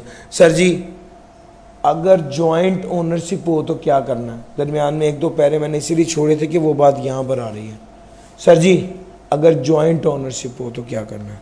Sir ji अगर एक एसेट है जो खरीदा है 1 मिलियन का, 60% बिजनेस में इस्तेमाल हो रहा है, 40% बिजनेस में इस्तेमाल नहीं हो रहा, यानी मैंने जॉइंट ओनरशिप का है, इसको ऐसे कहता हूँ partly for business, partly for non business इस्तेमाल हो रहा है। एसेट का कुछ % बिजनेस में इस्तेमाल हो रहा है, कुछ बिजनेस में इस्तेमाल नहीं हो रहा, तो वो कहता है जितने % एसेट बिजनेस में इस्तेमाल हो रहा है उतने % डेप्रिसिएशन अलाउड एज डिडक्शन होगी, और जितने % एसेट बिजनेस में इस्तेमाल नहीं हो रहा उतने % डेप्रिसिएशन अलाउड एज डिडक्शन नहीं। पहली बात समझ आ गई? जितने % एसेट बिजनेस में इस्तेमाल हो रहा है उतने % डेप्रिसिएशन अलाउड एज डिडक्शन होगी, जितने % एसेट बिजनेस में इस्तेमाल नहीं हो रहा उतने % डेप्रिसिएशन अलाउड एज डिडक्शन नहीं होगी। WDV कैलकुलेट करेंगे तो ऐसे करेंगे जैसे ये एसेट ओनली फॉर बिजनेस इस्तेमाल हो रहा था। WDV कैलकुलेट करेंगे तो ऐसे करेंगे जैसे ये एसेट होली फॉर बिजनेस इस्तेमाल हो रहा था, यानी जो डेप्रिसिएशन अलाउड है वो भी माइनस करेंगे, जो डेप्रिसिएशन अलाउड नहीं है वो भी माइनस करेंगे। अगला साल आ गया, फिर दोबारा 60-40 की रेशो थी, 60% बिजनेस में अलाउ हो रहा है, 40% बिजनेस में अलाउ नहीं हो रहा, इस पर डेप्रिसिएशन कैलकुलेट की। सर 60% डेप्रिसिएशन अलाउ है, 40% डेप्रिसिएशन अलाउ नहीं।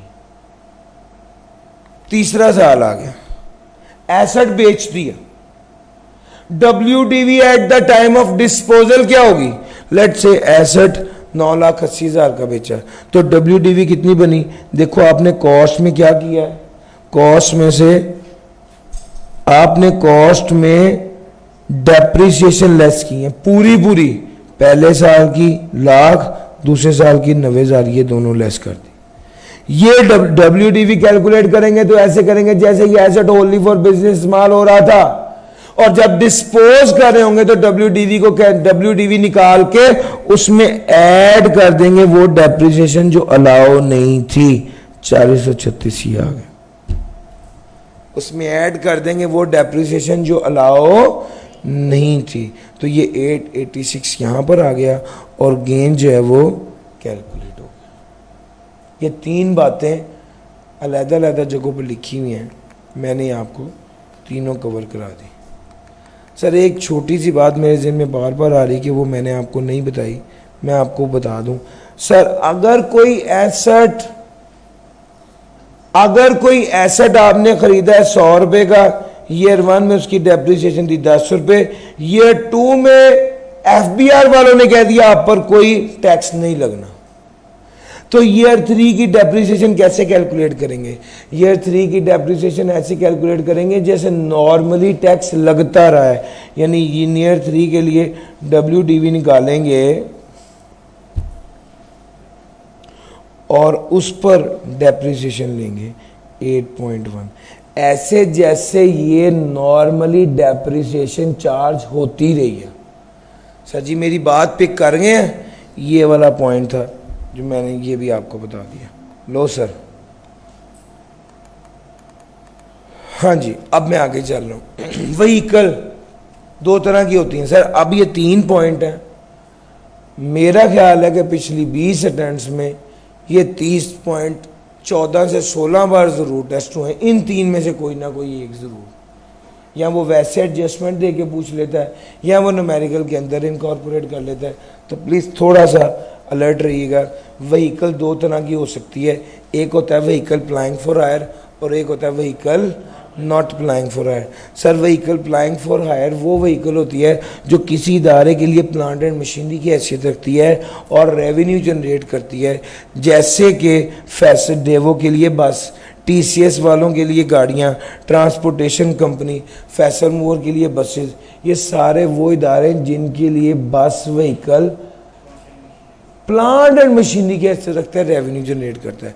अच्छा vehicle not plying for hire वो इदारा है जिसके लिए व्हीकल रेवेन्यू जनरेटिंग नहीं होती।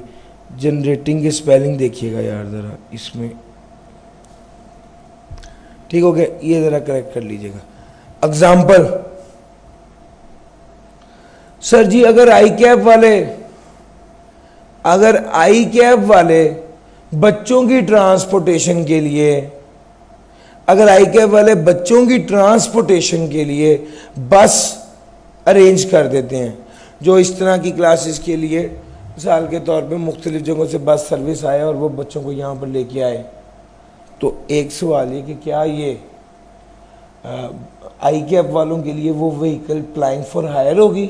The answer is no. और कोई इदारा है सर उसका काम वो नहीं है ना, आई कैब वाले बच्चों को एजुकेशन दे रहे हैं, आई कैब वालों का काम बच्चों को पिक एंड ड्रॉप देना तो नहीं है, इस वजह से। लो सर उसके बाद आगे चलते, और कोई मैन्युफैक्चरिंग इदारा है उसकी बात करें। सर जी अब अगली बात, टैक्स वाले कहते हैं vehicle not applying for hire ज्यादा से ज्यादा 75 लाख की हो सकती है, इससे ज्यादा की गाड़ी हो ही नहीं सकती। अब टैक्स वाले कहते हैं हम मानते नहीं है कि गाड़ी 1 करोड़ रुपए की है, वो कहते हैं गाड़ी ज्यादा से ज्यादा 75 लाख की हो सकती है। इसका मतलब समझते हो? इसका मतलब यह कि टैक्स वाले डेप्रिसिएशन 75 लाख पे अलाउ करेंगे, हमने गाड़ी जितने की भी खरीदी है। सजी पॉइंट समझ आया? वो ये बात कह रहा है, वो कह रहा है मैक्सिमम कॉस्ट कितनी है? 7.5 मिलियन। हाँ, अगर एक बंदा 10 मिलियन की गाड़ी खरीदता है तो टैक्स वाले क्या करेंगे? टैक्स वाले कहेंगे तुमने 10 मिलियन की गाड़ी खरीदी, अकाउंटेंट ने 1.5 मिलियन का टैक्स लगा दिया, 1.5 मिलियन की डेप्रिसिएशन माइनस कर दी। टैक्स वाले कहते हैं 10 मिलियन की तो गाड़ी होती ही नहीं है। तो टैक्स वाले कहेंगे भैया हमें तो इस बात का नहीं पता, ज्यादा से ज्यादा गाड़ी कितने की होती है? 7.5 मिलियन की, उस पर 15% लगाएंगे तो ये अमाउंट आएगी। तो होगा ये अकाउंटिंग प्रॉफिट में अकाउंटिंग डेप्रिसिएशन जो अकाउंटेंट ने लेस की हुई थी उसे क्या कर देंगे? ऐड बैक, रिवर्स कर देंगे। और क्या लेस कर देंगे? सर जी टैक्स, सर जी मेरी बात पिक कर रहे हैं, ये बात है। पहला तो ये वाला पहलू समझ लीजिए। अगर आपको ये समझ आ गई कि अकाउंटिंग की डेप्रिसिएशन ऐड बैक करके टैक्स की लेस कर रहे हैं, तो अगली बात समझ लीजिए कि अगर कॉस्ट ऑफ व्हीकल 7.5 मिलियन से ज्यादा हो और बेच दिया जाए गाड़ी को, लेट से 10 मिलियन की गाड़ी खरीदी थी और 9 मिलियन की गाड़ी बेच दी, अब इस पे गेन लॉस कैसे कैलकुलेट करेंगे? जब तक तो हमारे पास ही हम कहते थे अकाउंटेंट वाली डेप्रिसिएशन को फारग करो, टैक्स वालों की डेप्रिसिएशन को इनकॉर्पोरेट करो, वो तो समझ आ गई। गाड़ी 10 मिलियन की खरीद के 9 मिलियन की बेच भी दी। अब सवाल ये पैदा होता है कि डेप्रिसिएशन का क्या होगा और गेन लॉस कैसे निकालेंगे? तो वो कहता है अगर इस तरह का सीन हो जाए तो आपने सबसे पहले स्टेप में ये देखना है क्या गाड़ी की कॉस्ट 7.5 मिलियन से ज़्यादा है। अगर ज़्यादा है तो sale proceed as per tax rule निकालें। Sale proceed as per tax rule पता है कैसे निकलेगी? अलाउड कॉस्ट कितनी है? 7%। एक्चुअल कॉस्ट कितनी है? 10 मिलियन। मल्टीप्लाई बाय प्राइस कितनी है? 9 मिलियन। ज़रा बताइएगा कितना बन रहा है? Allowed over actual multiply by sale proceed. जी भाई,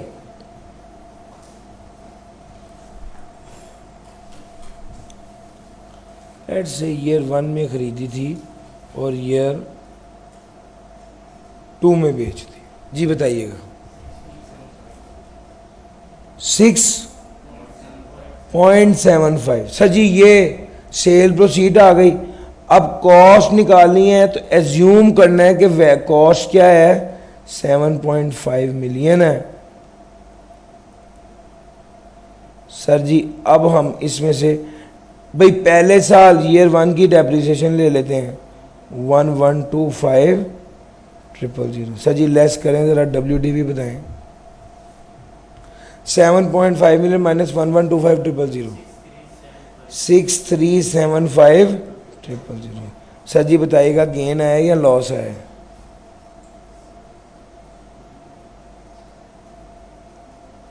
$6,750,000 डिवाइड बाय 6375,000 कितने का?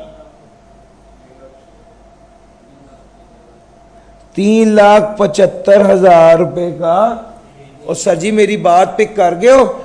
मैंने आपको सिखा दिया कि अगर गाड़ी 75 लाख से ऊपर की और बेच दिया जाए तो गेन लॉस कैसे निकालना है? Sale proceed as per tax rules और cost as per tax rules, WDV as per tax rules निकाल के आपने गेन लॉस निकाल लिया। Sale proceed as per tax rule क्या था? Allowed over actual multiply by actual sale proceed. Sir ji clear हो गया? लो सर आगे चलते। अगर इमूवेबल प्रॉपर्टी हो, स्टेप नंबर 1 इमूवेबल प्रॉपर्टी के डिस्पोजल का case. Step number 2 sale proceed greater than cost है। Step number 1 disposal of immovable property है। Step number 2 sale proceed greater than cost है। स्टेप नंबर 3 कॉस्ट को किसके बराबर ले लेंगे? सेल प्रोसीड के बराबर ले लेंगे। और गेन एक्यूमुलेटेड डेप्रिसिएशन के बराबर आएगा। सर जी अगर इमूवेबल प्रॉपर्टी थी और उसकी वैल्यू थी 1.5 लाख, कॉस्ट उसकी थी 100 रुपए की, WDV थी उसकी 70 रुपए की, सॉरी एक्यूमुलेटेड डेप्रिसिएशन थी 70 की, तो सर WDV कितनी आ गई थी 30 की। वो ये बात कह रहा है अगर इमूवेबल प्रॉपर्टी हो, इमूवेबल प्रॉपर्टी हो और cell proceed greater than cost हो, अगर इमूवेबल प्रॉपर्टी हो cell proceed greater than cost हो, तो हमने कॉस्ट को किसके बराबर ले लेना है, सेल प्रोसीड के बराबर ले लेना जी। यहां पर कॉस्ट को सेल प्रोसीड के बराबर ले लिया, 1.5 लाख में से 70,000 निकाले, कितना गेन, कितना आगे WDV 80,000 की, सर गेन कितना आया 70,000, किसके बराबर, याद रखिएगा अगर इमूवेबल प्रॉपर्टी का केस हुआ और उसकी डिस्पोजल थी और cell proceed greater than cost था, तो हम कॉस्ट को सेल प्राइस के बराबर रखेंगे, तो ऑटोमेटिकली गेन एक्यूमुलेटेड डेप्रिसिएशन के बराबर निकलेगा। सर जी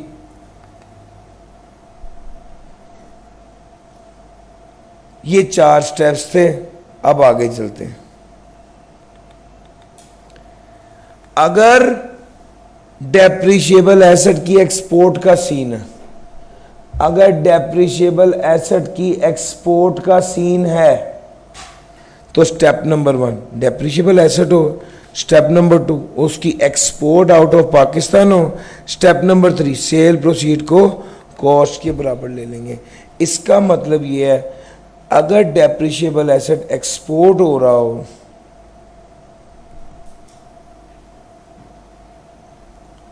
अगर डेप्रिशिएबल एसेट एक्सपोर्ट हो रहा हो तो ये,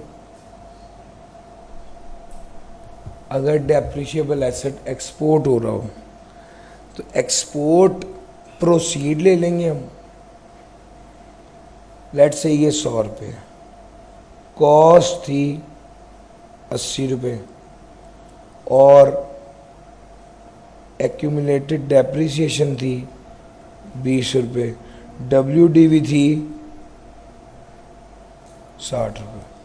वो कह रहा है अगर एक्सपोर्ट प्रोसीड होगी 100 रुपये, हमने इसको 100 के बराबर नहीं लेना बल्कि 80 के, और इस पे जो गेन आएगा वो 20 होगा, किसके बराबर, एक्यूमुलेटेड डेप्रिसिएशन के बराबर। अगर इमूवेबल प्रॉपर्टी होगी तो कॉस्ट को तब्दील करना है, अगर एक्सपोर्ट होगी सेल प्रोसीड को तब्दील करना है, ये बात याद रखना, ठीक है। चूंकि दोनों केसेस में गेन एक्यूमुलेटेड डेप्रिसिएशन के बराबर है, बाजों का स्टूडेंट कंफ्यूज हो जाते हैं कि तब्दील किसको करना। सर अगर इमूवेबल प्रॉपर्टी होगी तो कॉस्ट को, एक्सपोर्ट ऑफ डेप्रिशिएबल एसेट होगा तो सेल प्रोसीड को। सर जी ये सारी बात आ गई। अब आ गया इनिशियल अलाउंस। इनिशियल अलाउंस क्या होता है ये जानने से पहले ये देखते हैं एलिजिबल डेप्रिशिएबल एसेट कौन से होते हैं। वो एसेट्स, वो डेप्रिशिएबल, यानी पहली बात यह है कि eligible depreciable asset depreciable asset होता है जो इनिशियल अलाउंस के लिए एलिजिबल होता है। डेप्रिशिएबल एसेट जो इनिशियल अलाउंस के लिए एलिजिबल होता है उसे एलिजिबल डेप्रिशिएबल एसेट कहा जाता है। सर जी कौन से एलिजिबल डेप्रिशिएबल एसेट नहीं होते ये वो बता रहा है। Sir vehicle not plying for higher,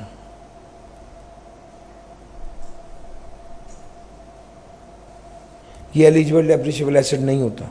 furniture and fixture eligible depreciable asset नहीं होता। Plant and machinery second hand eligible depreciable asset नहीं होता। इंपोर्ट की हुई हो, नई करें या सेकंड हैंड करें, वो एलिजिबल डेप्रिशिएबल एसेट होता है।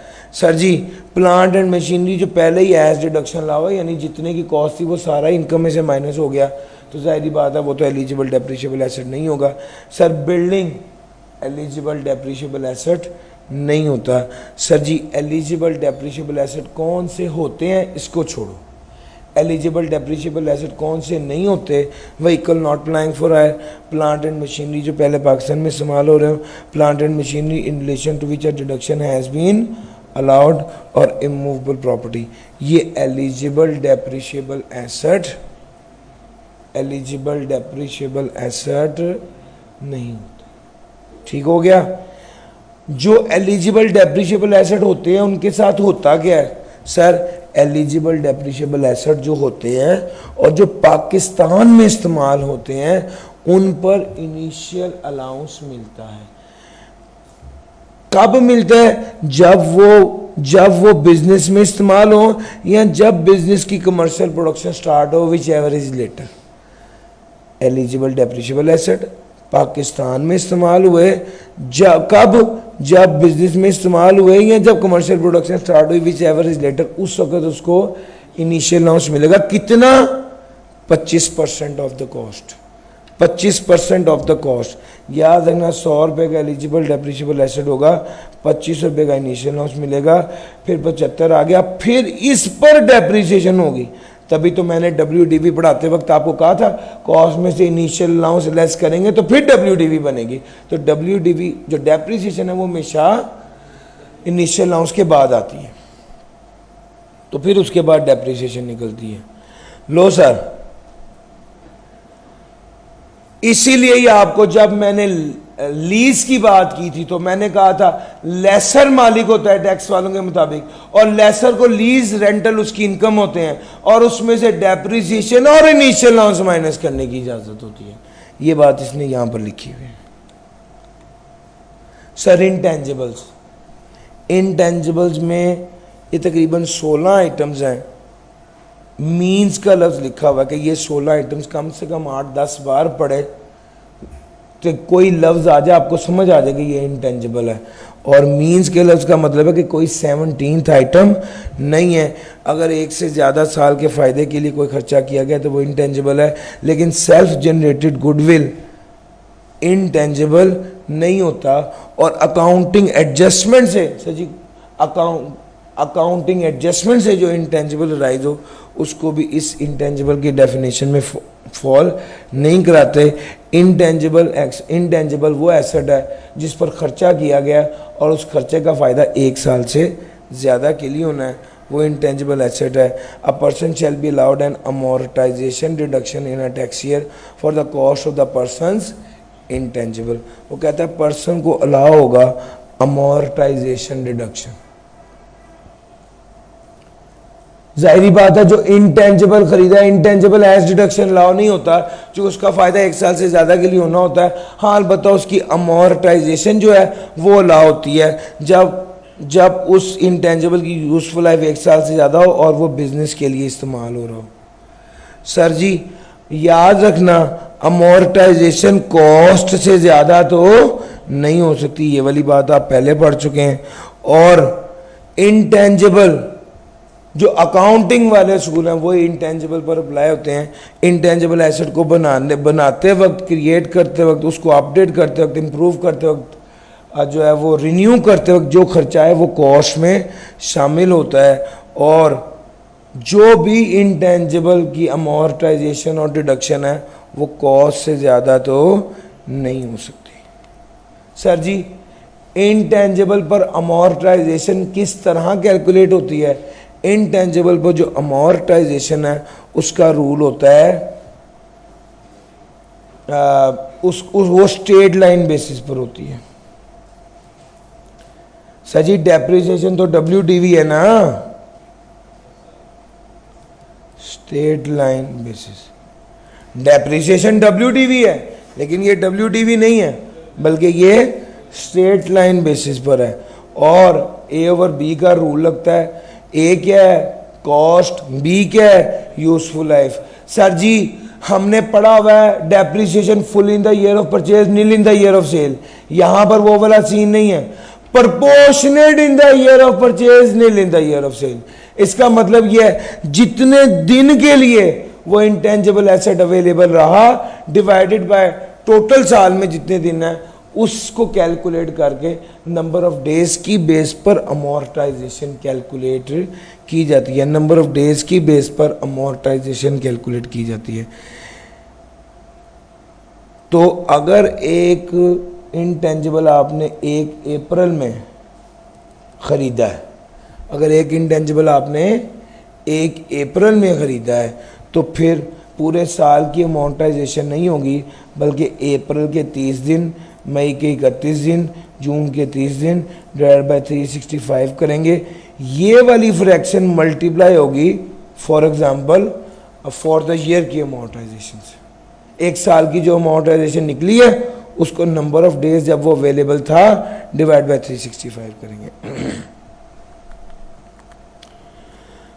सर जी ये दोनों बातें आपने पहले पढ़ी हुई हैं। अगर अमोर्टाइजेशन को बेचा, कंसिडरेशन ज़्यादा थी, WDV कम थी, गेन आ गया, टैक्सेबल होगा। अगर कंसिडरेशन कम थी, WDV ज़्यादा थी, लॉस आएगा, अलाउड एज डिडक्शन होगा। उसके बाद आ गया for the purpose of calculating gain और लॉस। सर जी ये वाली बात आपको अलहदा इस तरह से बताता हूँ। सर जी अगर 1 मिलियन का इंटेंजिबल खरीदा, 60% बिजनेस में इस्तेमाल हो रहा था, 40% बिजनेस में इस्तेमाल नहीं हो रहा था, यूजफुल लाइफ उसकी 10 साल थी, अमोर्टाइजेशन 1 लाख थी, 60,000 अलाउ होगा, 40,000 अलाउ नहीं होगा। दूसरा साल आ गया, WDV ऐसे कैलकुलेट करेंगे जैसे वो एसेट होली फॉर बिजनेस इस्तेमाल हो रहा है। यूजफुल लाइफ 10 साल थी, तो सर आपको तो पता होना चाहिए स्ट्रेट लाइन मेथड है, अगले साल भी अमोर्टाइजेशन 1 लाख ही है, 60,000 अलाउ है, 40,000 अलाउ नहीं है। सर जी उससे अगले साल WDV ऐसे कैलकुलेट करेंगे जैसे एसेट होली फॉर बिजनेस इस्तेमाल हो रहा है। हमने अगर ये इंटेंजिबल बेच दिया तो हम WDV लेस कर देंगे। इससे पहले जब डेप्रीशिएबल के लिए यही वाला टेबल बनाया था तो मैंने ऐड की थी डेप्रीशिएशन नॉट अलाउड, याद है? वो बात यहां पर एप्लीकेबल नहीं है। सर अगर यही asset partly for business, partly for non business इस्तेमाल हो रहा हो तो इनिशियल अलाउंस को तकसीम नहीं करते, इनिशियल अलाउंस हमेशा पूरा ही अलाउ होता है। ये बात भी ज़हन में रखना। Sir pre commencement expenditure, pre कहते हैं पहले, कमेंसमेंट कहते हैं शुरू करना। कारोबार शुरू करने से पहले कोई रनिंग कॉस्ट है, कोई ट्रायल प्रोडक्शन की कॉस्ट है, कोई फिजिबिलिटी स्टडी की कॉस्ट है, ये पूरे का पूरा प्री कमेंसमेंट एक्सपेंडिचर होता है कारोबार शुरू करने से पहले जो खर्चे होते हैं। और इसमें कौन से खर्चे शामिल नहीं हैं? लैंड के खर्चे शामिल नहीं हैं। डेप्रिसिएशन और अमोर्टाइजेशन और लैंड खरीदने के अलावा जो खर्चे किए हैं कारोबार की शुरुआत से पहले, जिसका फ़ायदा लॉन्ग टर्म लंबे अरसे के लिए होना है या ज़्यादा टाइम के लिए होना है, तो वो प्री कमेंसमेंट एक्सपेंडिचर है। और pre commencement expenditure allowed as deduction नहीं होते, बल्कि इसकी ये 20% स्ट्रेट लाइन बेसिस पर अलाउ होते हैं। पूरा खर्चा माइनस नहीं होगा, उसका 20% 5 सालों के लिए माइनस करने की इजाज़त होती है। Sir disposal of the asset मैंने आपको अभी थोड़ी देर पहले पढ़ाया, यहाँ एसेट ना रहे या आप एसेट के मालिक ना रहे, बेच देना, ख़राब हो जाना, डिस्पोज हो जाना, एक्सचेंज, कैंसिल, कोई भी लफ्ज़ इसके लिए इस्तेमाल हो। सर इमूवेबल प्रॉपर्टी को परचेज करना, 5 मिलियन से ज़्यादा की इमूवेबल प्रॉपर्टी को परचेज करने के लिए जितने पैसे आपने कैश में दिए हैं वो ना कॉस्ट का हिस्सा बनेंगे, और जितने पैसे आपने कैश में दिए हैं 5% के हिसाब से उस पर पेनल्टी भी लगेगी। जितने कैश में पैसे दिए, तो 5 मिलियन से ऊपर की इमूवेबल प्रॉपर्टी अगर आपने खरीदी है तो आपको बैंकिंग चैनल से खरीदनी चाहिए।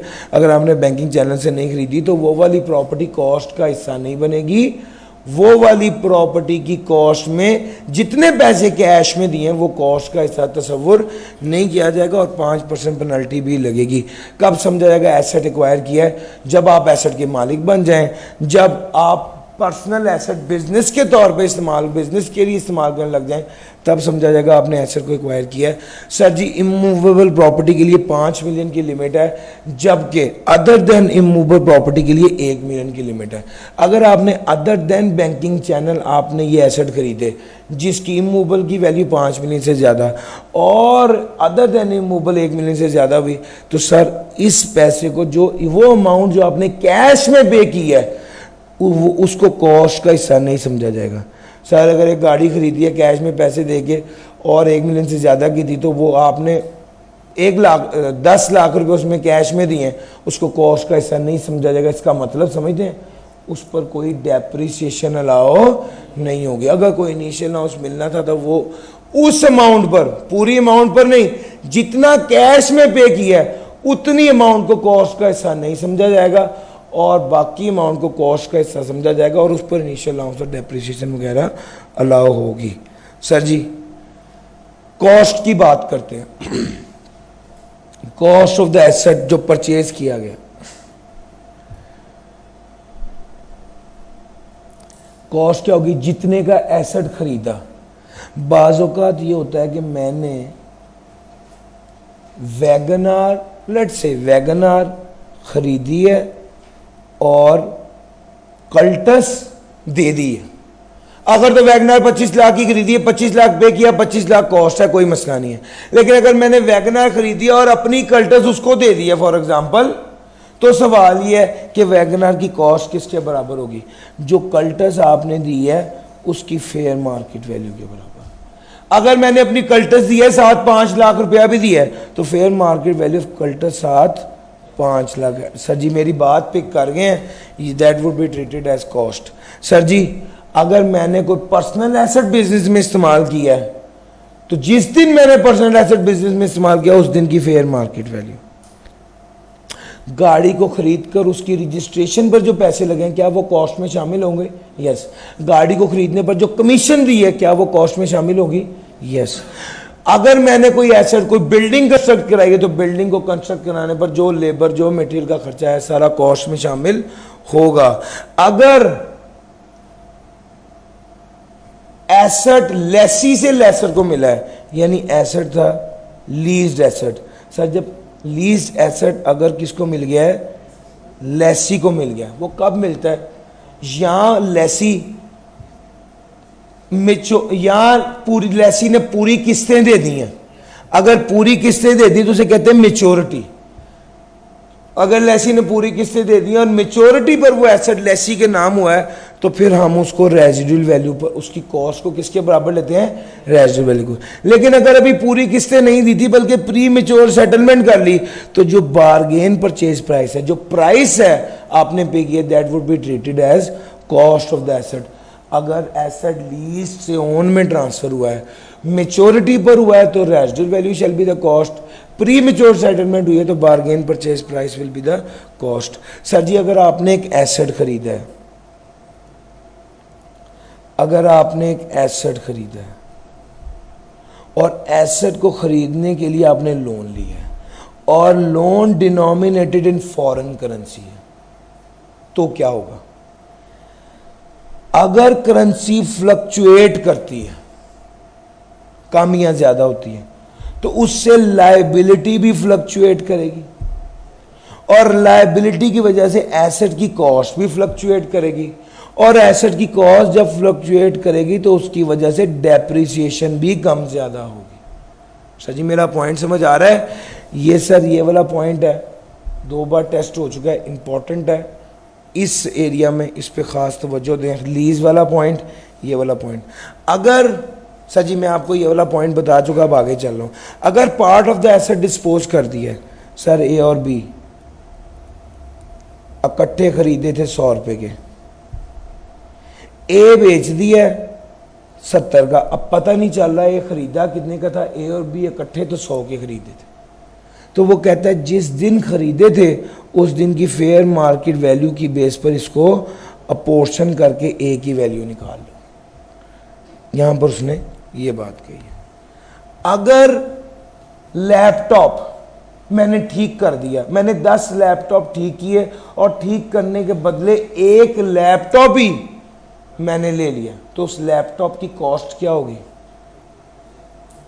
10 लैपटॉप को ठीक करने की repair charges will be treated as the cost of the laptop. इसी तरह एग्जाम्पल, अगर मैंने 10 लैपटॉप को ठीक करने के साथ 5000 रुपया भी दिया और फिर लैपटॉप लिया है, तो 10 लैपटॉप को ठीक करने के charges plus 5000 shall be treated as the cost of the laptop. Sir ji grant, subsidy, अगर गवर्नमेंट आपको ग्रांट, सब्सिडी, कमीशन या एड दे दे तो याद रखिएगा ये कॉस्ट में से लेस हो जाता है, ये कॉस्ट में से लेस हो जाता है।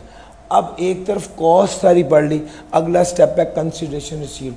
क्या समझा जाएगा कितनी कंसिडरेशन रिसीव हुई? तो वो कहता है जितने की चीज़ बेची, एक्चुअल या fair market value whichever is higher, या जितने की आपने चीज़ बेची। बाज़ोकात आपने इन काइंड, मैंने वैगनार लिया और कल्टस दी है ना, तो कल्टस कितने की बिकी है? Fair market value of Wagon R. Sir ji अगर एसेट लॉस या डिस्ट्रॉय हो गया है तो कितने का? तो द कंसिडरेशन रिसीव किसके बराबर होगी? जितने पैसे आपको मिले। और इसमें वो कहता है जितनी इंश्योरेंस वालों ने आपको पैसे दिए समझा जाएगा उतने की बिकी है।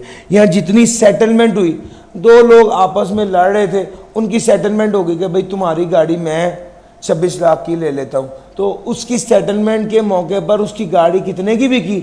26 लाख की। 26 लाख शैल बी द कंसिडरेशन। अदालत जो फैसला कर दे कि भाई ये 20 लाख की बिकनी चाहिए तो 20 lakh will be the cost. Sir अगर कोई बिजनेस एसेट पर्सनल यूज होने लग गया तो ये भी डिस्पोजल है, क्या कंसिडरेशन होगी? फेयर मार्केट वैल्यू, जिस दिन वो पर्सनली इस्तेमाल होने लगा। सर अगर लीज की बात करने लगा हूं, पहले मैंने लेसर की बात की कि लेसर ने जो लीज एसेट है वो लेसी को ट्रांसफर हुआ, तो लेसी के लिए कितने का था? रेजिडुअल वैल्यू का।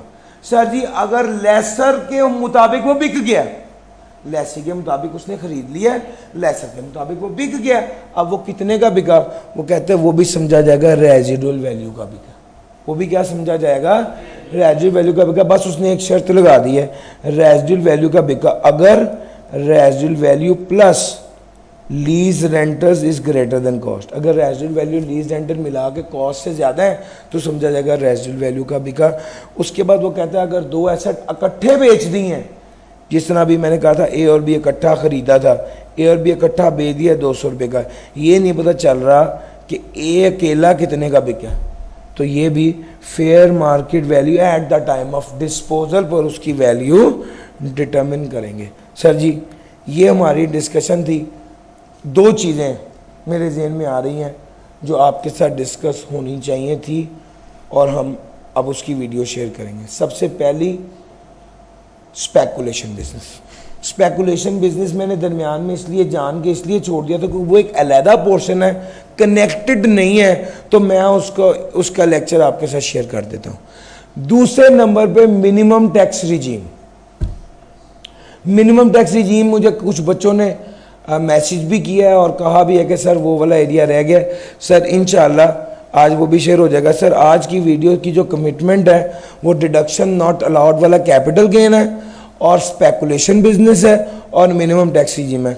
आप लोग ग्रुप्स में हैं, अगर नहीं है तो डिस्क्रिप्शन के साथ ग्रुप का लिंक है, उसको ज्वाइन कर लीजिए और ग्रुप में भी सारी इन्फॉर्मेशन आ जाएगी।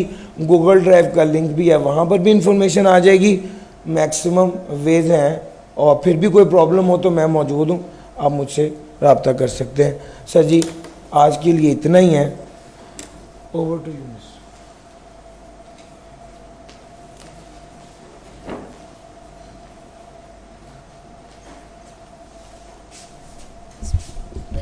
Dear students, we have completed the second of fifth exam focused revision session of CAF 2, that is text practices. The material being used today would be shared using a link under the video of this session on Facebook page, which is icap.ca students. For his devotion and dedication, please give sir a big round of applause. Sir, thank you so much. Also, there is an announcement that CAF 3, that is Cost and Management Accounting session, will be conducted today from 2 p.m. to 5:30 p.m. Till then, take care and Allah Hafiz.